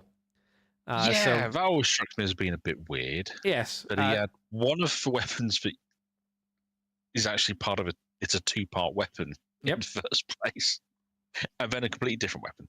I'd say the other weapon was better, but it's still, bizarre. Again, it's worth mentioning this mold obviously cannot hold them. They have the ports on the back of the forearms, and that's how it works. In terms of color scheme, I think this was a lot better. He is blue because he's Thundercracker, but he's a dark blue, not a cartoon kind of baby blue. He's much kind of darker than that. It's a really nice deep blue. Yeah, and then he's also got silver and red accent detail on him as well, which is quite nice. It really is. And this the Decepticon insignia on his shoulder, which is kind of nice. Yeah. Sorry, you were saying? I was just say I dig this a lot. It's got a bit of varying a bit into Crimson Fist / Night Lord's colours, effectively. With I can see that. Blue goes. Yeah.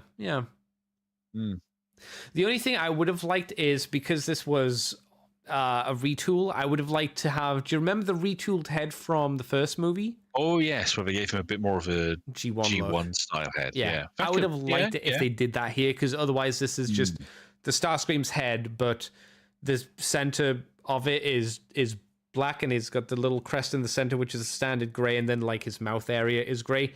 It's a good way of making it a little different, but if we could have had the more G1 styled head, that would have been nice. That would have been would nice. have helped him stand out. Yeah. But again, nice jet mode as well. Much cleaner. It doesn't have the gobbledygook on him. It just has the red and the silver lines on him, which again make it look really nice and tidy and clean. And then shockingly, again, we have Skywarp. Big surprise.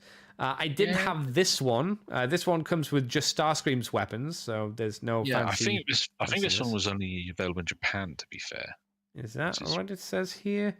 It says Dark of the Moon Skywarp Japan, because Japan goes, oh, you know what? We should have a full Seeker team, right? Yeah. And America was like, no, we don't need that. Who wants to buy all 3 Seekers in the same line, not me. Same scale? Not me. No. So effectively, all they've done here, from what I can tell, is they've taken... Yeah, it looks like they've just taken Thundercracker's paint scheme and just flipped it to purple. So they've changed the blue to black, and they've changed the red to purple, and they've put the insignia from his left shoulder to his right shoulder, which is kind of funny.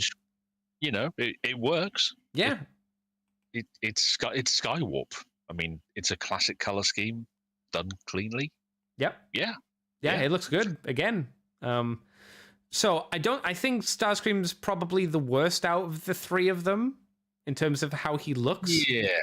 Who do you like more, Thundercracker or Skywarp? I like Thundercracker, but Skywarp's really nice as well. Yeah, I'd probably say the same. Cracker sneaks it just because the blue's more interesting. Yeah, I would agree. Skywarp, though, if I ended up with him instead of Thundercracker, I'd not have been disappointed. No, you wouldn't be annoyed. You'd be like, oh, okay, well, yeah, sure, I'll have it. Yeah. And then we have the Japanese Starscream, which is the mold cleaned up effectively. They've tidied it up so he doesn't have the tats on him, but they've added gray splodges. Yeah, they're going through a camo scheme. Is it? It is. I guess. It is. Yeah. It's one of those camo schemes that is designed to. Aircraft camo schemes can get weird real quick because sometimes they're designed to look. You got to think where they're designed to be looked at from. Yeah. But this is not the worst aircraft camo scheme I've ever seen. No, but it does look a lot better than the tattoos. It does look a little bit like he's been sneezed on from a distance and he's just got splodges on him rather than like a cohesive kind of interesting camo. You know what I mean? I will give you that. Yes, he does look a little like someone's had a bit of a Kleenex malfunction. Yeah, I agree though. It is better in some aspects to the camos because it's not as egregious and it does help the robot mode look more, again, normal. It's boring because he's mostly just this kind of boring gray plastic that Hasbro used, but it doesn't have just the random tats on him everywhere, so that's a bonus despite the negative. And the face is painted better as well. It is. I had to say, I'm genuinely surprised with it. He hasn't had a repaint in his G1 colors. No, I guess it gave up with that for whatever reason. And with this, no mech tech. For some reason, they gave him 2 melee weapons, and both of them are axes, different styled axes. I mean, they're nice looking axes, which he can't actually hold. But what I do quite find funky is that the way they're positioned on his arms, they actually do look like his classic... the null rays. Null rays, yeah. Yeah, I think the handles of them are meant to like be faux guns because he can't hold them like axes. Yeah. So and, at least why give him 2 axes? Who knows? I don't even think they're from anyone else. I think they're unique, yeah. Yeah. They're unique axes, which he never uses in the film at any point. No. But they do give him funky arm blades, so... Yeah, maybe that's the reason. Maybe they're not axes. Maybe they're guns that have blades on the side of them. Maybe that's the... Even so, I think the like, I don't know, maybe it's boring, but the smart idea would just be to make 2 Gatling gun-looking things that maybe look a little bit similar to null rays. Yeah. They don't show it, but imagine attaching these in jet mode somewhere. It would look weird. Yes, it really would. It's a very odd idea. So I'd say this one's better than the original, but not massively. I still think Thundercracker's easily the best. Yeah, Cracker and Skywarp. Yeah, they top them. Both versions of Screamer out easily. Yeah, easy. And honestly, Skywarp could easily pip Thundercracker if you. Yeah, I mean that's usually how it goes, right? They're usually like battling for. It's like, oh, well, they're both good. They're both good. Yeah. Next up, we have Soundwave, who has, I guess, technically been upgraded from his weird satellite mode to now he has a proper car mode. Quite a funky face, actually. The visor is either a sticker or painted underneath, and you've got this clear plastic over the top, which gives it kind of an interesting look. His robot mode is blue arms on... I don't like his shoulders. I'll throw that out there now. It looks like his arms are on a big pipe that goes behind his head. Yes, yeah. And he's a lot of the flat grey. A lot of the flat grey. His knees are weird as well looking, to be fair. You know what? If I was from Mercedes-Benz and saw this, I'd be really annoyed that they didn't actually cast him in silver plastic. Yeah, they did later for future versions of this, though, didn't they? Because obviously there's been a studio series of this. But the head, you make a good point. The head is in that silver plastic, but not the rest of the body. Only the head. I think it might have done it some good because, that grey just. Whoa. Usually, I mean, I think we've said this with Sideswipe when the first version of him for Revenge of the Fallen, he was in that silver, and then for Dark of the Moon, he was in the very, very bright whitish, grayish plastic. And visually, the other one looked better because that kind of metallic-y metal paint just looks nicer than this. Yeah. It looks like Soundwave's got a bit of a backpack here as well, with the top of the car just kind of hanging off his back. Yeah, it looks. I think that was the case. Yeah. Yeah. Did you have this? I didn't, annoyingly, because Soundwave was another one that I think was fairly difficult to get a hold of. I don't think the Human Alliance one was, though, right? It's just the mainline one. Human Alliance was fairly easy to get hold of, but although I see from the listing, this one says it was only available in Asia, which of course, right. Of course, yeah. Why would you have a character based on a major German car manufacturer available in Asia only? Because we have the Human Alliance one, so go fuck you, Big D. Buy the expensive one. With the stupid human figures. Oh, yeah, because he came with the really lame businessman. The really lame business dude who had the weird death watch. What's his face from Grey's Anatomy? Yeah, that guy. I've never seen it, but I know who you're talking about. Yeah, who anytime he appears in something, you think, is he playing an asshole? Is he playing a good guy? When's he going to get killed? It's the way. Yeah, this mold doesn't look amazing. The feet look a little bit weird as well, the way that they've done that. Yeah. As if you imagine your shin, right? Imagine like half of your shin folds forward to form your foot. That's how the foot kind of looks. It's a weird design. The figure just looks odd in general, but the car mode looks really good. Apart from they've done the completely clear translucent windows. Which is always a bad one thing I was just going to say, you can actually see because of how they've posed the vehicle mode with the mech tech gun attack, he's got the same thing as. Oh, you're right. Yeah, because I remember Q, a wheeljack. Yes, because it wasn't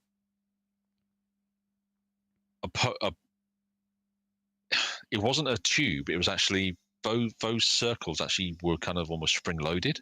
Oh, were they? Okay. So they actually reset. They went in when you pushed the weapon into it. I wouldn't have guessed that. I can remember now because I remember it being a pain in the fucking ass sometimes for them to come actually back? Get it right. No, to get it right, to actually push something in. Oh, okay. You had to have it just the right angle, otherwise it wouldn't go. And you felt like you were going to break the whole roof of the car. Oh, I bet. Yeah, because that's translucent plastic as well. Funnily enough. Yeah, because I think they used it on quite a few cars. To be fair, for this line. Yeah. Why does he have a fish gun for a mech tech weapon? I have no idea. It looks like a fish gun, at least. I mean, the barrel looks more like Megatron's gun from the first couple of movies. A little bit. What's it turn into? Because I can't tell. And it just says gun. I want to say it turns into an axe, but I have no clue.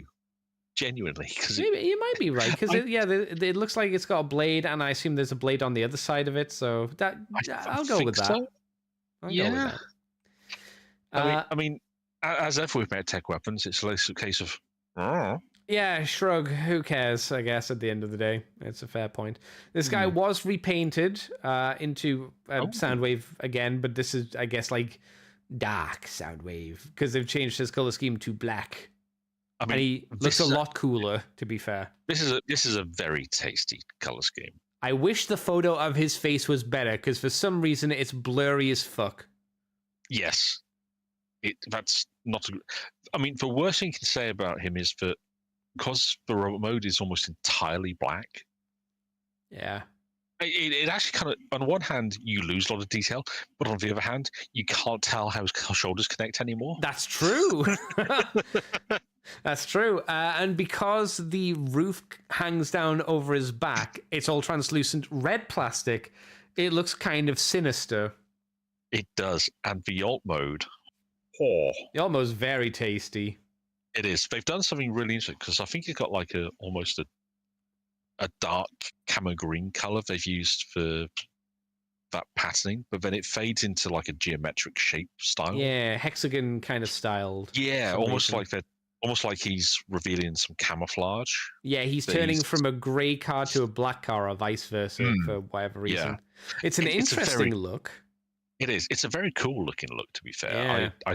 I do dig that. It's a lot more interesting than the initial version.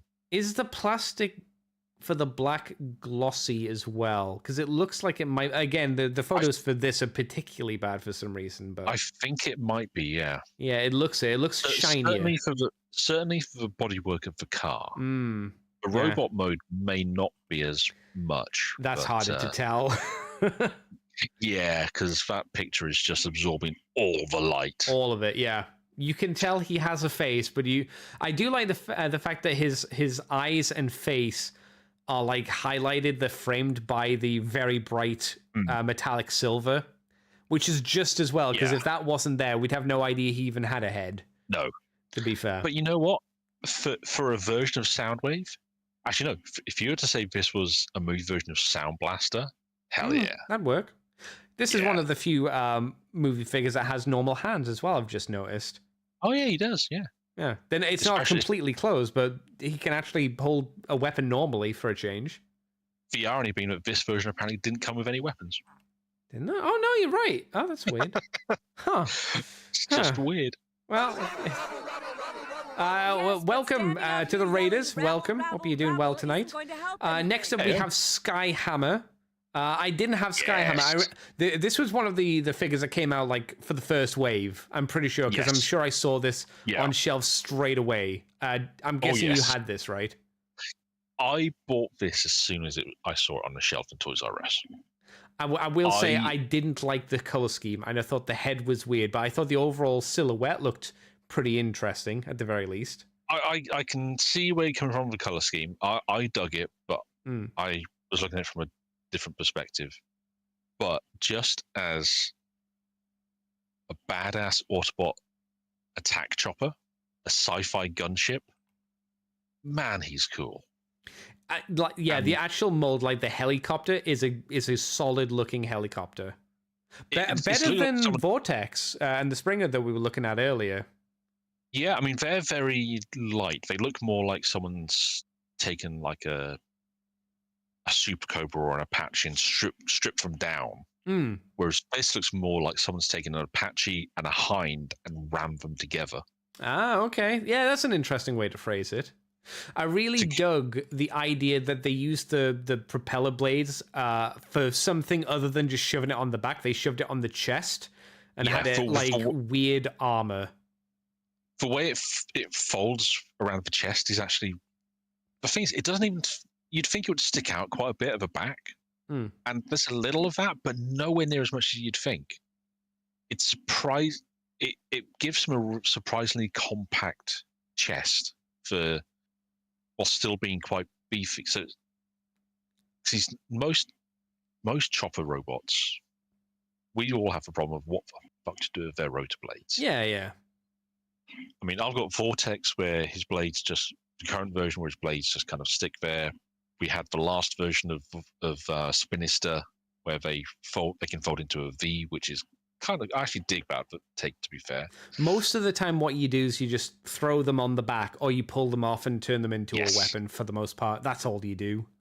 Yeah, but for him to actually, they've done something with it, which is, they've made it integral to the transformation. So you don't have to take something off. They sit quite nicely. I guess you could argue how good it is, like how maybe not necessary, but how I'll give it's an interesting idea. But is it a good solution to the problem? I guess you know what I mean. It's an interesting solution, but it's probably not the best solution, but it's a different solution. Yeah, so it's something I wouldn't want to see all the time. I think like seeing it once every now and again is good, but this is not like, I wouldn't say this is the new solution that we'd have for what to do with rotor blades, you know? But it's nice that they tried something different and it worked. Yeah.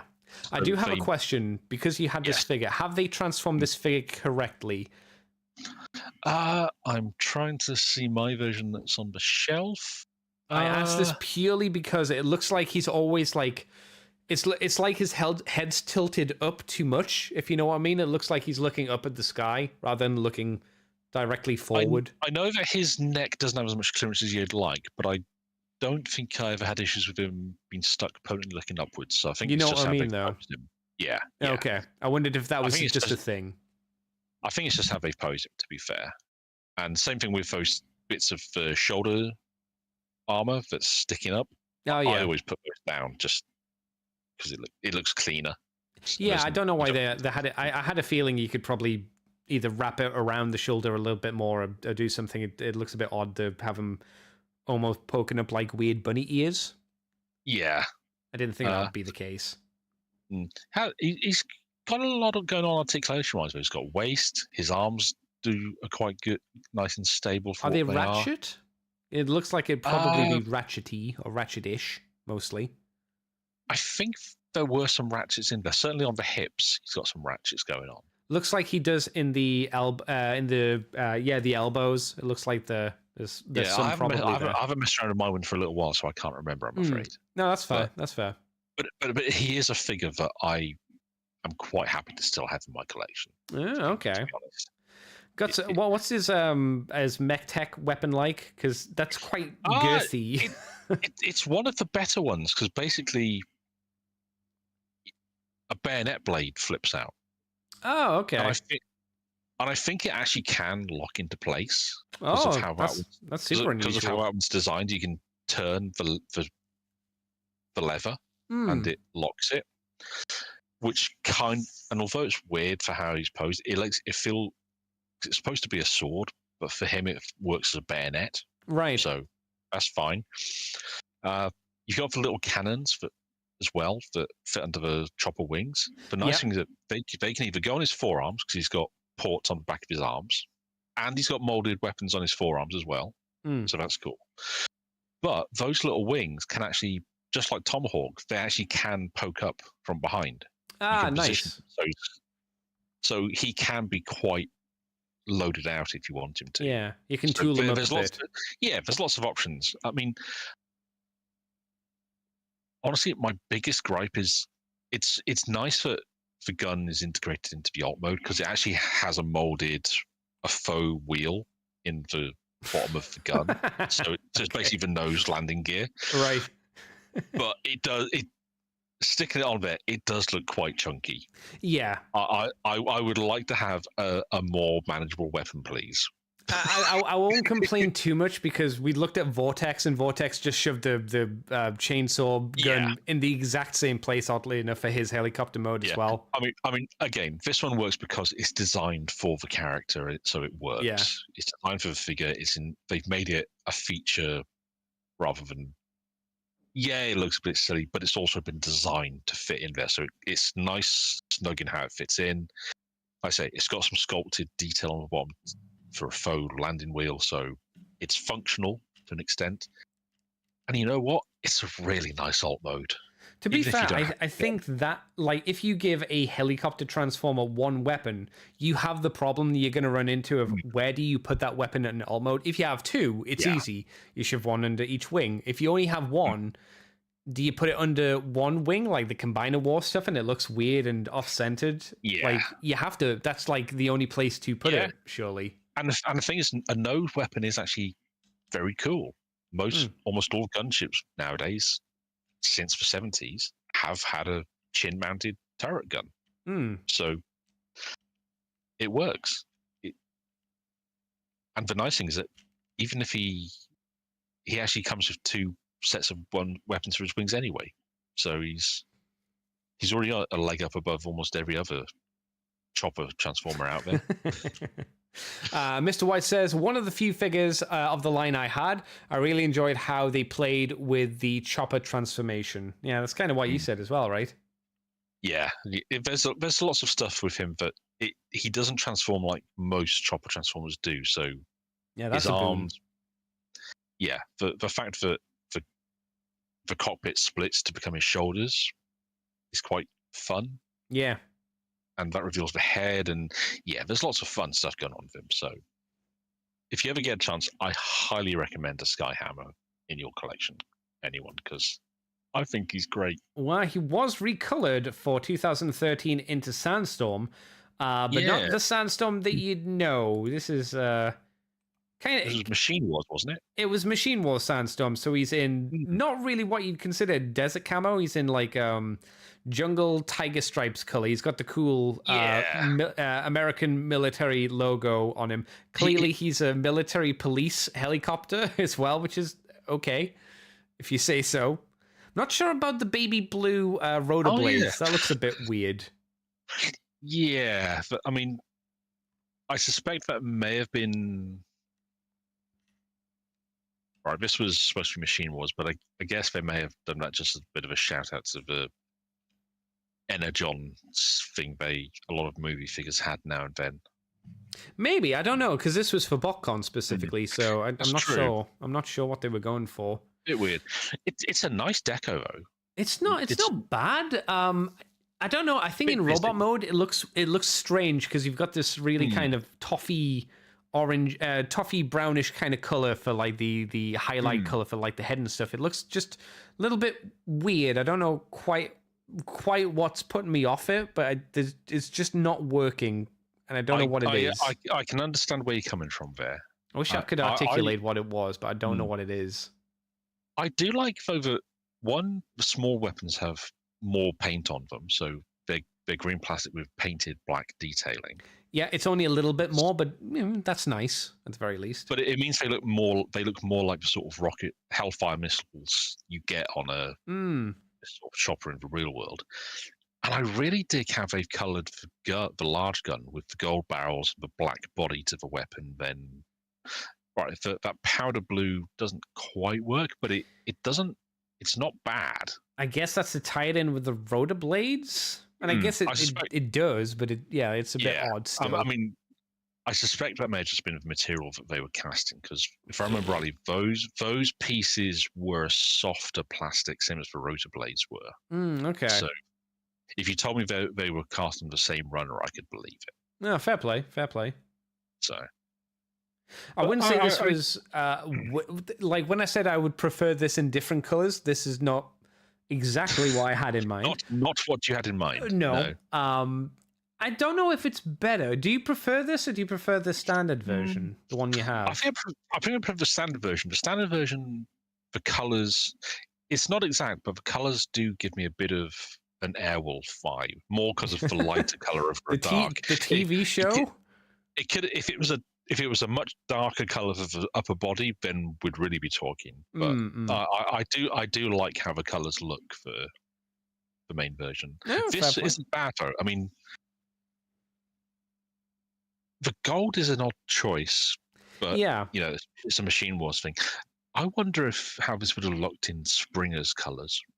That could have been interesting. I guess the problem was they'd already done a Springer previously, so I guess you can't do too many Springers just because it's a helicopter. Trying to think who else you could have done, really. Because there isn't really a breadth of Transformer characters, is there, that are helicopters? Not really. A huge amount. Blades might have been interesting to see, and it kind of would have worked because he has the blades on the front of his chest. Yeah. They could have done him as maybe as an animated, but take on Blackout. Would he have worked as just Sandstorm colors, like orange and black? I think that could have worked. Yeah, that could work. Black head with silver detail on the middle. Yeah, or the silver, and then lots of orange and black. Yeah, I could see that working. That might work. And he's the sort of that chunkier sort of chopper that Sandstorm tends to be. Or should be, at least. Yeah. Right. Yeah. Next up, we have Leadfoot, the Human Alliance version. I have to hope that this is not transformed correctly. Can I just... Are we not going to talk about the other redeco of... there's another one? I didn't even know. Oh, yes. He got redone for as Autobot Drift. Did he? Skyhammer. I think for Age of Extinction. Oh, there it is. Age of Extinction. You were right. Oh, God, I forgot about this. Oh. Yeah. Oh. Is this because like there were many versions of Drift in his car mode, but there weren't many in the helicopter mode? So they went, well, fuck it, we'll just do this, I guess. Because he was supposed to be a triple changer, and they just really couldn't commit to the gimmick, so they just... Well, it was fucking hard. They had to make him turn into a really nice, fancy car, and then also had to make him transform into a helicopter. It was a terrible idea for them to even try. Terrible. A character who's a Bugatti Veyron, who also turns into a helicopter. Yeah. What were they smoking? And imagine, like, the rights to it probably was something like, you have to get the car mode perfect, otherwise we won't let you license it, because that was usually how it went, if I remember. Yeah. So they had to get that perfect and then also have it transform into a helicopter. Fuck that. We'll just do them as two separate things. That makes the most sense. In fairness, they picked probably the best helicopter they had at that point to use. Yeah, because it wouldn't have worked for the Tomahawk mold. That wouldn't have worked. They gave him two swords. Yes. And it's probably the best head sculpt movie Drift has had. Yeah. Which... It's actually a really nice head sculpt. It's just a shame that it's also so unbelievably racist. It's in keeping with most of Michael Bay stuff, so what can you do? I mean, it hurts doubly so because one, they got Ken Watanabe to voice Drift for his few lines he actually had, which is a waste of such a good actor. They took a character... All right, I know Drift is not everyone's cup of tea, but I have a soft spot for the comic, for the version we were introduced to. He's fine. Yeah, he's fine. Yeah. And they just made him bland, and they took the... Well, from the few lines he had, he's just the Asian character. He's the Japanese character. Yeah. That's all he is. And the fact that they gave him such a blatant samurai helmet face as well, it's just like... Because he's Japanese. For some reason, even though Drift never was. He was very weeaboo in his very first outing comic, but that was about it. He was supposed to be a literally a drifting sports car, but that's about as far as... That was it, yeah. A drifting sports car, and he uses swords. That is literally as far as that association is supposed to go. Good enough for Michael Bay. Make him Japanese. Oh! Good enough. Yeah, and the real kicker is it's not even a bad color scheme overall. It's quite a nice combination of a dark and a light blue. Yeah, they've done a good job like placing the light blue in locations to make it pop, and then the gold again is in quite nice locations just to break up the blue. It was always the problem with Drift because Drift is white and he shouldn't be this color. Like he's a white car with red, not a blue car with blue. But whatever. It's decent. It was a solid idea as well. It was a decent reuse of a mold. Yeah. Like you said, the head sculpt's pretty solid again as well. Yeah. It's a generally good head sculpt. It's just... It comes saddled with the problems of... It's the same problems as Mudflap and Skids have. Yeah. But Drift doesn't have the problem of having a shit toy like those two do. No. It's just the Michael Bay undertones or overtones. I mean, if anyone was to get this just so they could do a head swap and make it a different character, knock yourself out. Fill your boots. Sure. I don't know who would, but... Hell, I don't even know how easy it was to get hold of because I certainly never saw the bugger on the shelves. I don't remember it either, to be honest. This is the first time I've seen this one specifically. But then Age of Extinction toys they came out in the UK at a point where Transformers got real hard to find, especially for me certainly locally, because it was after Toys R Us had folded, or it was around the time they were folding. God, was it that long ago? Yeah, I mean there was a point where 2014 was when Toys R Us died here. About that, yeah. Oh my God! Really? So it's been over 10 years. Actually, no. It may have been. No, I tell a lie because Titan's Return had come out because I got my Triptychon I had on layaway with them as they were shutting the local branch down, so I had to rush in to paper balance. So Transformers, Toys R Us dined around Titans Return, Power of the Primes kind of era. Yeah. Oh God. Yeah. Oh God, that was a long time ago. Oh God. Yeah. Oh no. Mr. White says if this drift had been released as one of the, in quotations, Chinese New Year special editions, this could have worked. Hell yeah. Yeah. Yeah. Yeah. I mean, you could argue there's some racial insensitivity by doing that with the troubles that Japan and China have had between the two of them. But I'm not against the idea of doing it. Though to me, there's logic in doing that, Mr. White. I tell you what, this given an alternate head sculpt that resembled more of a Chinese warrior from this period's armor, there are quite distinct differences. Yes, yeah, definitely. That would actually, I think, be a good option for one of those sort of toys. Potentially, yeah. I mean, I don't think you'd even need to stereotype it to be a Chinese kind of look, personally. But whatever. And it's not like they're not willing to dig deep, because I mean, they reused one of the Age of Extinction dragons last year, I think. They did. I can't remember what one it was, but yeah, they tweaked around. We'll talk about it next time that you're on with me. But yeah, that thing, whatever it's called. Yeah. Right. Leadfoot now. Human Alliance Leadfoot.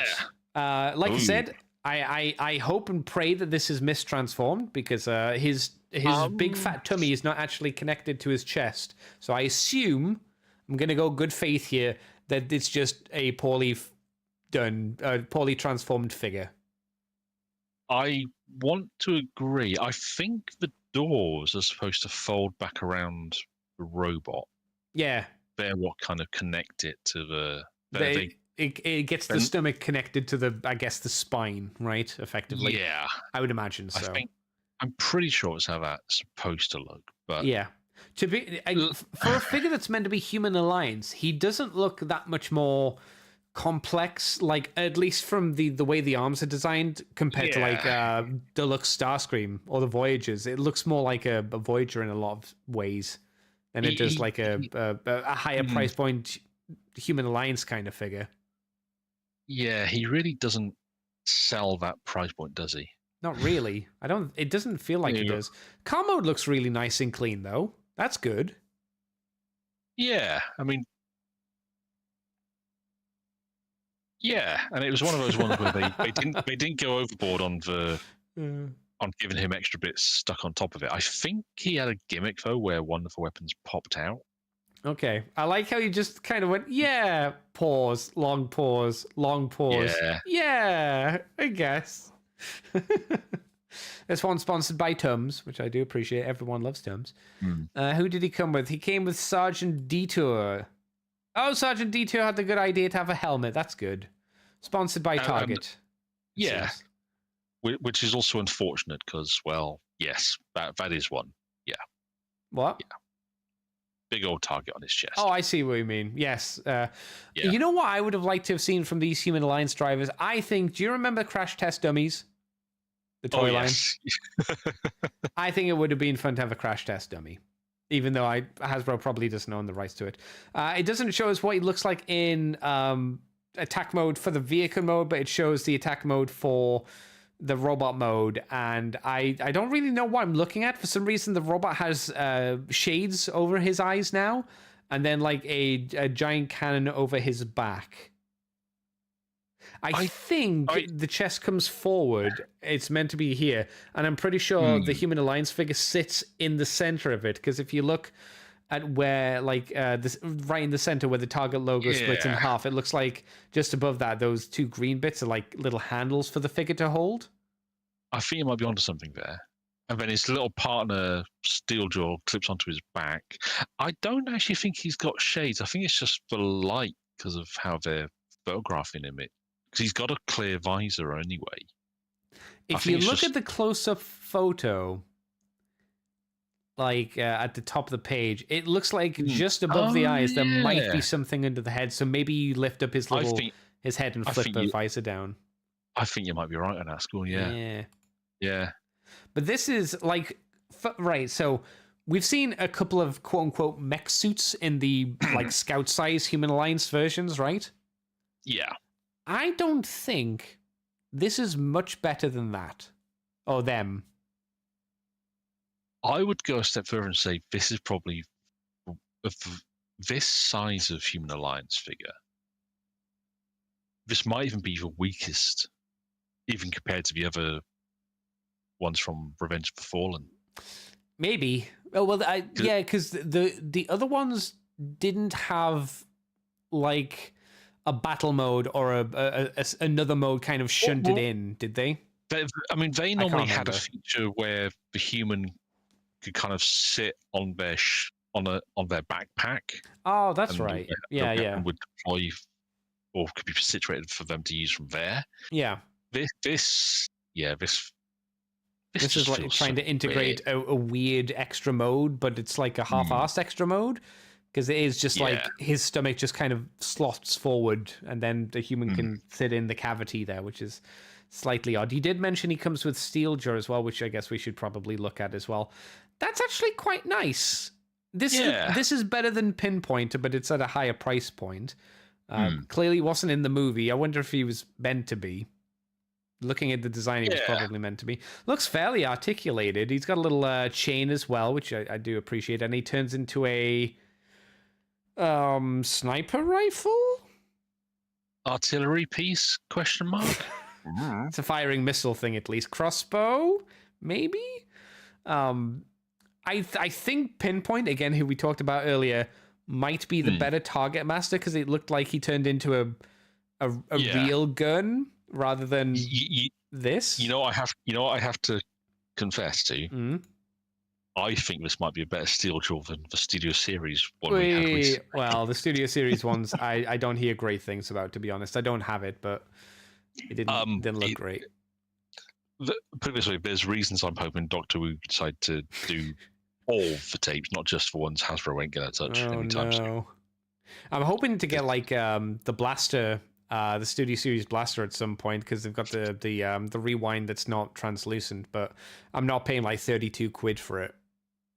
I have rewind and eject in both the regular versions of Blaster and Sound Blaster. Yeah. I'm sorry, Twin Cast. I'm not buying that mold a third time. See, I luckily don't have it, so it would be okay for me to do it.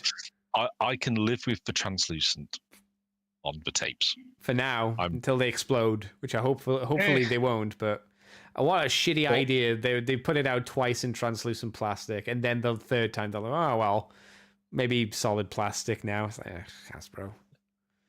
But only with one of the tapes. Only one, yeah. Well, you're gonna have to wait for a repaint so you can get rewind in standard opaque colors. They're not gonna do a Studio Series twin cast. No, but they should have put it with Preceptor, because he's got like Steel Jaw and Ramhorn. No, he's got Ratbat and Ratbat and that's such a weird choice, because Ratbat's the same Ratbat. They just gave him some extra bits. Yes, but he was a hard figure to find, if I remember right. I think I remember hearing people saying like they needed the Ratbat. I'll tell you a word for it. I have Ratbat, so you don't care. Plus for 2 repaints they did of him. So oh my god. See, I wouldn't mind getting that set as well, but I'm not paying 32 quid for that set. You can fuck off for that as well. Actually, he might be more because of the increase in pricing for Voyagers. So he might be more. He might be more 42. I think Smiths have him for. Oh, he's in stock, is he? He's listed on the website. Ah, okay. So I think he's available for home delivery for 30 or 35. I missed out on getting not Slingshot, the other one, the other aerial bot. Oh, Firefly, yeah. I missed out getting him for like 8 quid. So I'm probably just not. Yeah. I missed out on getting him for 8 quid, so I'm probably not going to get the aerial bots, because I don't want to pay 22 quid for each of them. See, the sad thing is, I bought Air Raid at basically full whack, and then I picked up Slingshot when I met you guys at Warhammer World. Because before, I went to the Smiths in Nottingham. I picked him up. They had him on the shelf. I was like, oh, yeah, all right. XL Hedge says, imagine designing Drift, then learning no nothing, then learning no nothing. I'm not sure what that means. Then make Shatter and Dropkick. Oh, I see. Like, oh yeah, right. Yeah. Okay. So the idea of doing like movie drift, having a triple changer, and then doing Shadow and Dropkick, who are also triple changes for the movies. yeah, It was pretty impossible for them to do triple changes of. Yeah, that's fair. Mr. White says, let's face it, the tape characters distribution was never a strong point at Hasbro, at least not for the UK. I don't know about rest of the world, but not here at least. Last figure, because you mentioned it, Big D. Laserbeak. Weird, dribbly Laserbeak. The thing I remember about him the most is him drooling all the time. But then everybody was kind of drooly for the Decepticons for some reason. Very leaky. And also bullying Ken Jeong. Yeah, Deep Wang. Yeah. Another classic Michael Bay jokes. Yeah, such a weird figure. This. Yeah, they did try and make it transform into something. A drone? Question mark? Yeah. I mean, I will say he keeps the same aesthetic as Revenge of Fallen Ravage at least. So I'll give it that they've maintained consistency. Yes. With the tapes turning into. Yep. I think this one, to be fair, I think this one does a better job than Ravage at turning into something else. This looks like a thing that can fly, because if you remember, Ravage turned into hovercraft question mark hovercraft entry mode thing. Bullets. I don't know.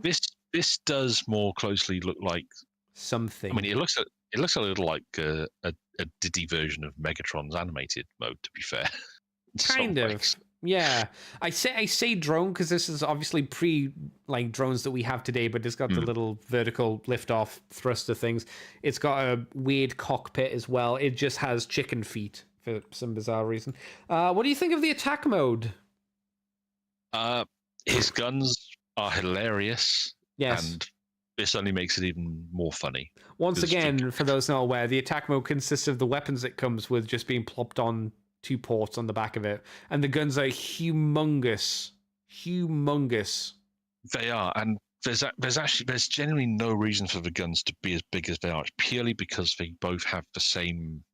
All right, it's not the same. One of them, the Gatling gun barrels spin. The other one, the Gatling gun spins on its axis.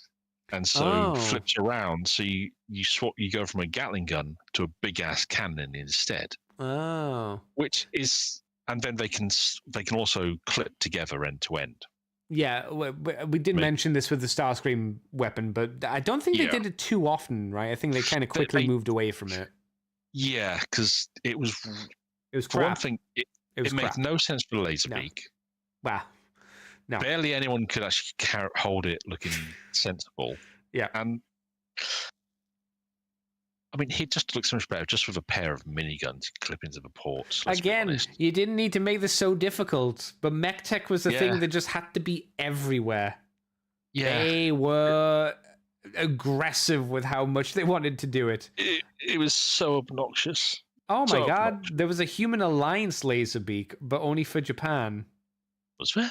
Apparently, if you go down. We'll also have a quick look at the recolor of the Street Side Bot Brawl Optimus Prime. This was a recolor for that, apparently. Wait, where does it say that? It's not there. Recolors. This mold was never recolored. Oh, this figure's weapons were recolored for Street Side Optimus Prime. Okay. I should read. That would help. Okay, Human Alliance Laserbeak. We have one image of it.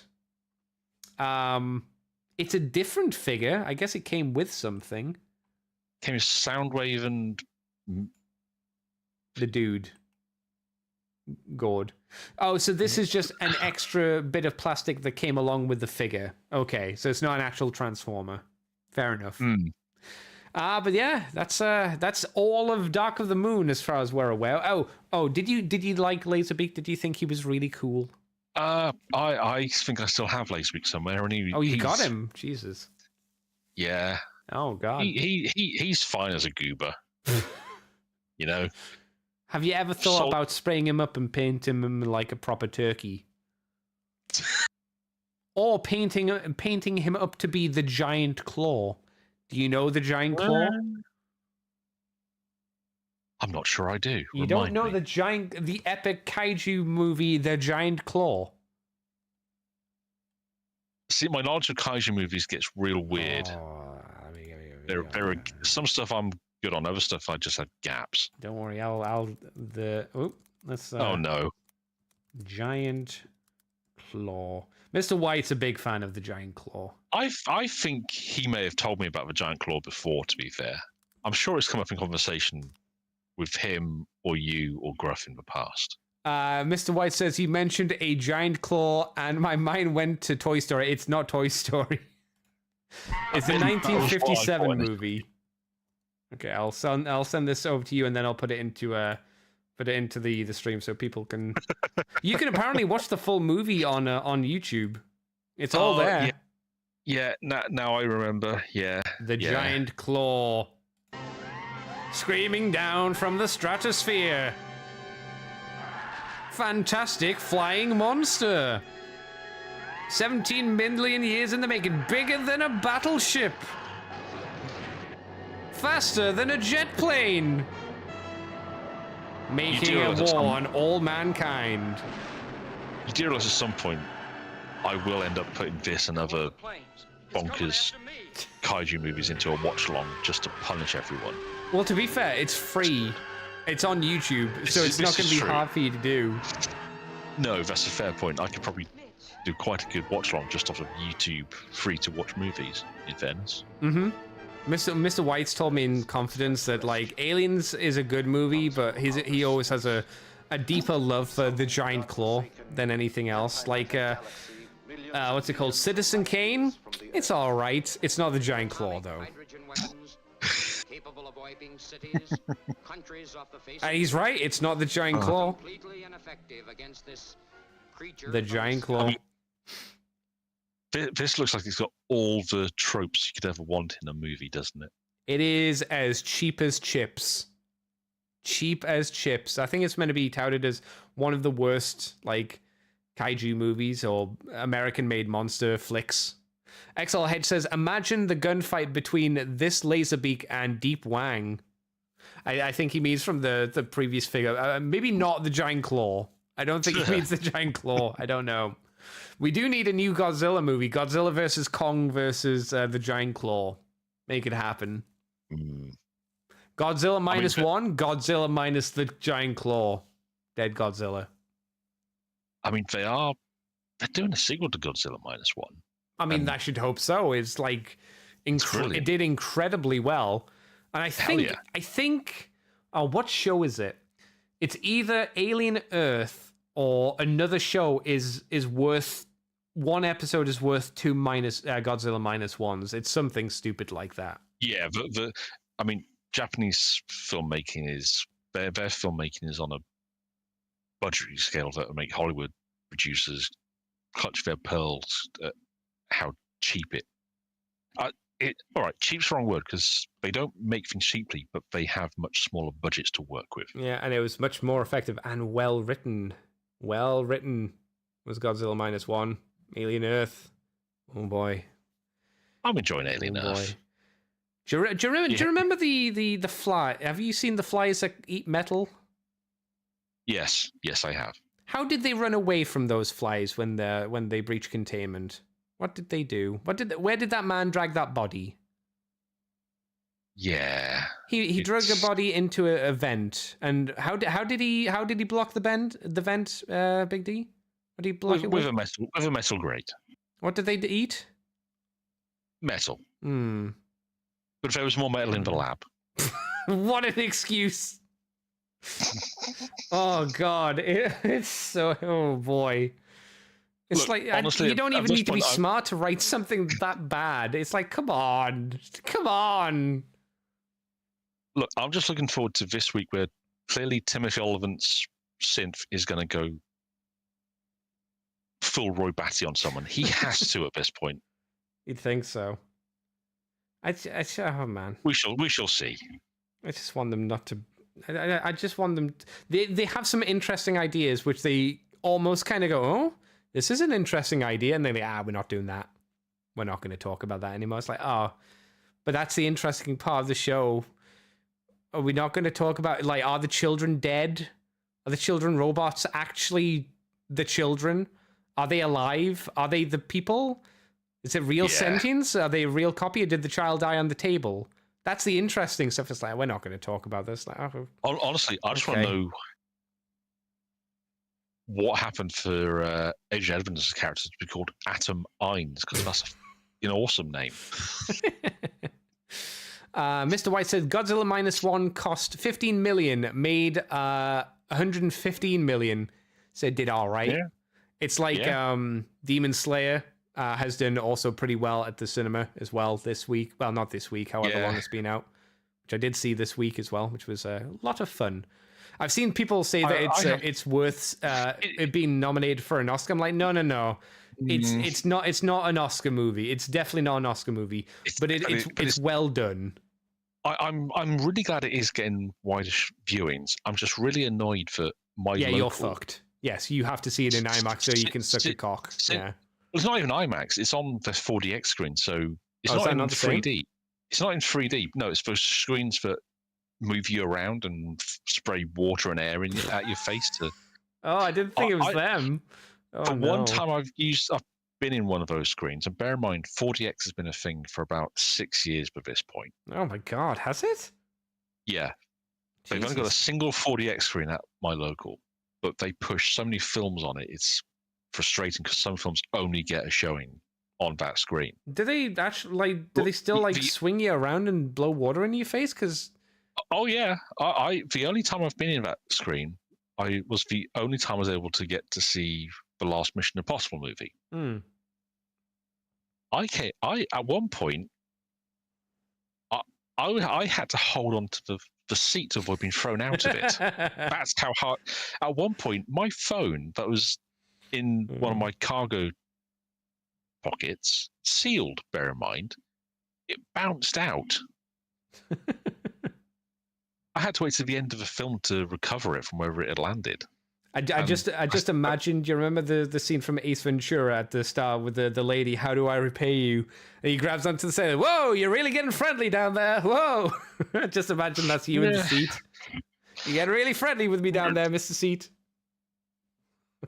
my hands were very tightly gripped to the seat rests, to the armrest. It was not a pleasant experience for me. I've heard about these 4D experiences, and they just sound like a waste of money. It sounds like a worse gimmick than 3D cinema screenings that we've had. Yeah, and it's frustrating because there are films that have happily gone to see if they're just on a normal 2D screen. Are there cinemas close by to you that don't abuse you with terrible shaking? We have a View cinema as well in town, but I have to pay to go into that one. Oh, it's very. I've been in there once because it's where I went to see the Dan movie. Oh, okay. And I went to, and it was on one of their Lux screens. So they've redone it. So they pulled all the seats out and put in nice, lush leather seats, recliners, and everything. And it's actually a really nice experience. But I had to pay to go in, and I have an unlimited card for Cineworld. So. We have a View where I am as well, but it's not nearly as comfortable as like the Odeon. So I'd prefer to just travel to an Odeon and have like space and be able to stretch my legs and have the row in front of me basically press up against my knees. I'm like, no, I'm all right. Well, our View, because they've redone all the seats, that's what it is. You don't have they've got more space between the seats, and they've sorted it out. They made it comfortable. Yeah. The Cineworld is using pretty much the same, other than the 4DX screen. All the other seats are the same, pretty much they've been for 30 years since they opened it. God damn. God, I've been going to that cinema. That cinema, it's been, it was a Universal cinema, then a Virgin, and then Cineworld. Was it? No, it might have been an Empire briefly, and then Cineworld took it over. So everyone's had a go of it, I suppose. Yeah. I will say there were like 2 movies that I saw trailers for that I was like, I might actually see them. There's the Chainsaw Man movie, which I might see. I'm not sure. Yeah. And they had the 4K re-release of what's it called? Perfect Blue. Yes. The thriller, the old 80s anime thriller. Classic. I'm like, I've never seen it, and I'm like, it's meant to be really good. So I'm like, oh, I might go and see that. It's exceptionally good. Yeah, it looks interesting. Yeah, I really want to see all of it. See, I'm not too salty about missing out on Demon Slayer because I've kind of fallen off because I've read all of the manga, so I've read Web Story Goes, and I just couldn't really fit it in with some of the other stuff I was watching at the time. That's fair. So I mean, you'll be able to watch it later at some point. Same thing with My Hero Academia. I haven't really watched the last season or 2, to be fair. Yeah. But I might try and play catch up in that way. Chainsaw Man, I want to see how they do, and Jujutsu Kaisen apparently is getting a theatrical release for. Well, you're going to have to see Chainsaw Man because that's like a whole arc of the story. Yeah, they said it's only going to be on at the cinema. Yeah, which is like it'll be non-skippable. It's kind of like what Mugen Train was for Demon Slayer as well, and like the Infinity Castle, like end of series triple movies are as well. Yeah, that's true. I was happy to see because I like Ufotable. Ufotable's my favorite animation studio from Japan. They do a good job. Them and Studio Saru have been kicking ass of late. Because that Dan series finale or second season finale this week was oddly enough, I haven't finished it. I haven't finished season 1. I'm gonna start it back up tonight. I watched episode 9 because I stopped at episode 8, so I watched episode 9 today. And I'm gonna probably finish off season 1 tonight and before going to sleep, and then pick up for the rest of next week watching season 2. I highly recommend getting through season 2 as quickly as you can. I mean, the first season was really good. I'm sure season 2 is really good as well. Yeah, it is. I've thoroughly enjoyed it. Because I've been watching, what's it called at the moment? Clevatis? Oh, Clevatis. Yeah, people have been like, "Oh, it's really good." Be giving it like on my anime list, they give it like an 8 out of 10. I'm like, it's not that good. I've watched the first 2 episodes so far. So I need to. People are like, "Oh, it's a really dark, gritty show," and I'm like, "No, it's really, really violent." I'm like, I come from like I've seen like the anime movies from the 80s. This is not that violent. It's graded on scale. It's violent compared to a lot of today's output. I guess. I've read Berserk. It's like this is just kind of. I look at this and go, eh. Once you've read Berserk, you just like nothing kind of hits that kind of height. Well, there are a few mangas that hit Berserk kind of levels of. Andy, we have to be understanding. This is a new generation of viewers who they weren't there when we were there, man. They didn't see the things we saw. True, and unfortunately, Berserk hasn't had a good anime. Unfortunately. I mean, the first one and the Golden Age movies were fine. The last one... I'll tell you why the first one... I like the first one, but I'll tell you why it's not good. It's cheap. It's really cheap. There are so many still frames, and it ends in the worst possible place to end it. I'll give you that. But I bet they weren't as cheap as the more recent show, where they literally had a scene where you mean the CGI one? Yeah, they had a sequence where Guts was walking away, and literally you could see his character model was just being bobbed up and down. But it was movement. But it was clearly just the still model being bounced up and down. But it was animation. The 90s Berserk show has a lot of still frames where there is no animation. None. There's a lot of it. I've seen the CGI show. I know the scene you're talking about. Yeah. And it is animated because he is moving up and down. Even though it's not an animated CGI image, there's still movement. Thus, it is animated. It is not a still shot. Yeah, it's bad. It's worse than the 90s animated show. It's way worse. But there is more animation there, so I think the budget is better.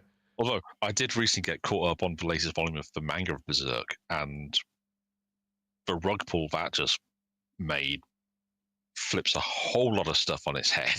See, I don't know whether to pick up that volume or wait for 4 or 5 volumes to come out and see if they keep putting out the big deluxe versions. I don't know if they're going to do that, so I don't know if it's worth picking up the singles, because it's going to be like 3 or 4 years before that happens, I suppose. Yeah, that's a fair point. I don't know. XLHead says, I want to know if we have a toy of Laserbeak for all his alt modes. I don't think so. Honestly, I was kind of surprised they didn't have a version of him. Was it? He turns into a photocopier? Oh, God. Yeah. And Pink... Well, we got Pink Bumblebee. He didn't turn into Laserbeak, but there is a Pink Bumblebee out there for... Was the Studio Series they did it for? I think it was. Yeah, Studio Series Core Class. That's right. Wow, that's a deadline, isn't it? You haven't done a Core Class figure in a while. Oh, boy. Well, that'll be the show for this week. Big D, where can people find you on the internet if you want to be found? Blah, blah, blah, blah. Oh, I am everywhere under the name David Kelly with either this picture or image of Cup, because I'm boring like that. I contribute to the UKAnime.net from time to time. I really have to write something for them soon. I've just had something go up on the Fluff and Hammer, Mr. Gruff. I'm doing a little retrospective on...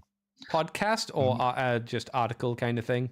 Actual article. Okay. I've inspired by his Wham series with Mr. Turnbull. I've decided to look at miniatures that were inspired by characters from the books and comics. So it should be a fortnightly series. I've got the second installment written up. I've got to get on the third. So next one should be out next week, and then every fortnight after that. And in addition to that, I stream our monthly watch along over on the Fluff and Hammer.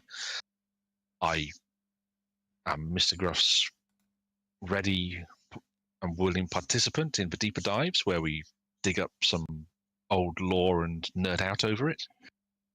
And then with Mr. White, we do a little show called Fluff and Busters, which now has its own YouTube channel. It's not live.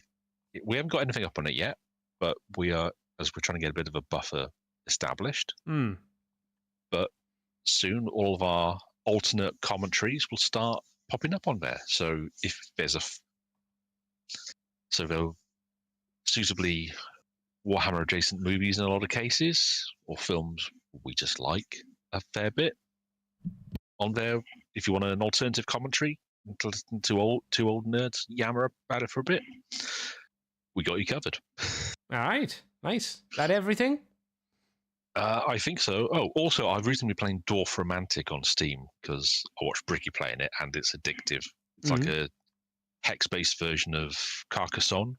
So you're just placing tiles to build a landscape, and you get given challenges as you put certain tiles down. So you maybe connect so many of a certain type of tile to this one, and try and get the right placement to get a perfect landing. All right. It's terribly addictive, and I'm just playing the standard version. Well, you know how I don't like to make you spend money, right? Yes. Did you know System Shock 2 25th Anniversary Remasters on a 60% sale at the moment on Steam? Oh, I already have it. I backed the Kickstarter. Okay, that's fine then. I can't remember if I backed the Kickstarter or I just already had System Shock 2 in my catalogue, so they gifted me a copy of the game anyway, because I know they did that as well. I just remember looking at my library and going, I can't remember buying System Shock 2 Anniversary Edition. See, I need to pick it up, and I saw that the sale was on, so I'll be grabbing that next week, I suppose, for myself. Yeah, I've kind of been going through Steam's offers at the moment, and I've realized there's a whole lot of games I can't remember buying that are in my library. Of course. Like Pacific Drive. I don't remember where I picked that up. You do a lot of Humble Bundle stuff, don't you? So maybe from that? There is that. But I'm currently looking at getting a Steam version of Star Wars Battlefront 2.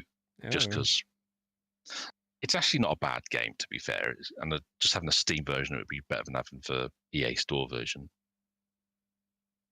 I'm tempted by Deep Rock Galactic Survivor. Oh, the Vampire Survivor version. Yeah. Yeah, that looks fun. But I have a lot of those sort of games, which I don't really play anyway at the moment. So why should I buy another one? Yeah, I mean, you could just wait for it to go on a deeper discount. I mean, it's not that expensive at the moment, but the longer you wait, the cheaper it'll get. Yeah, but I've also got the Monkey Island collection, which there's only actually 2 games in it I don't have. But it's basically a tenner to get those 2 games, which is cheap. It's cheaper than buying them as they are. So what are you going to do with the other ones? Oh, I don't get those ones because they're in my collection. Oh, that's okay. That's just the price for the 2 that I don't have. Okay. I thought you meant you bought like the other ones as well because it was in a bundle or something. No. Okay, that's fine. I was worried you were burning money for no reason. That everything, though? I think that's everything, yeah. And yourself? You can find me on Twitter, Twitch, and YouTube as Decayed Andy, human being, rotten flesh and whatnot. I've been playing Katanaut, which is a roguelike Metroidvania-style game at the moment, pixel-styled. Lots of blood splatter on the walls. It's pretty fun at the moment. We've been doing that. Lovely. We finished off Shinobi. Me and Daddy also played No Man's Skies as well for a little bit as well. Usually do that at 10:15 in the evening most weekdays. We're on the Moonbase 2 forums, Twitter, Twitch, iTunes, LibTunes, LiveTunes, iTunes. I can say things. We're also on the ccbunker.weebly.com. And you can find us on a Sunday on youtube.com under Moonbase 2 Transforms podcast. And join us for the live chat. Thank you, everybody, for coming to the live chat. Remember, we'll be back next week for news. I'll be talking about the new Soundwave figure, obviously, and all that jazz then, and other stuff that's being cracking out. What do you think of the new Soundwave figure? Because you won't be here next week, Big D. Oh, I'm torn. What's torn about it? Well, I mean, on the one hand, I do appreciate the fact that they've given you both Laserbeak and Buzzsaw in the one box. And I actually like how they both look, more or less. Although there's some weird stuff to how they transform, so I'm not quite sure what they were going for. Ravage, they really can't nail Ravage, can they? It's pretty hard. Yeah, which I get that. It's just frustrating. Soundwave himself, I don't know. I know that he's intended to be movie 86 screen accurate take, but he just looks a little unfinished. Okay. I want to say. I do like how the transformation looks, how he looks. Everything is there, but something about it might even just be I think it might just be his chest. It looks, with nothing in there, it looks so empty. And then you put the tapes in and they don't look quite right. It's because it's translucent, right? Yeah, if it was solid plastic, it would look a bit more cohesive. Well, if it was either solid or a much more opaque translucent, I think that would help. Okay. That I think would probably do it some favors. But yeah, not surprised that it sold out almost as soon as it went up for pre-order everywhere. I mean, it's Studio Series, it's Soundwave. It's going to happen. Yeah. And if you want to hear what I think, you're going to have to wait till next week, everybody. Yeah. So until then, thank you very much for coming by, Big D. No worries. And we'll see you next time. Bye-bye, everybody. Bye-bye.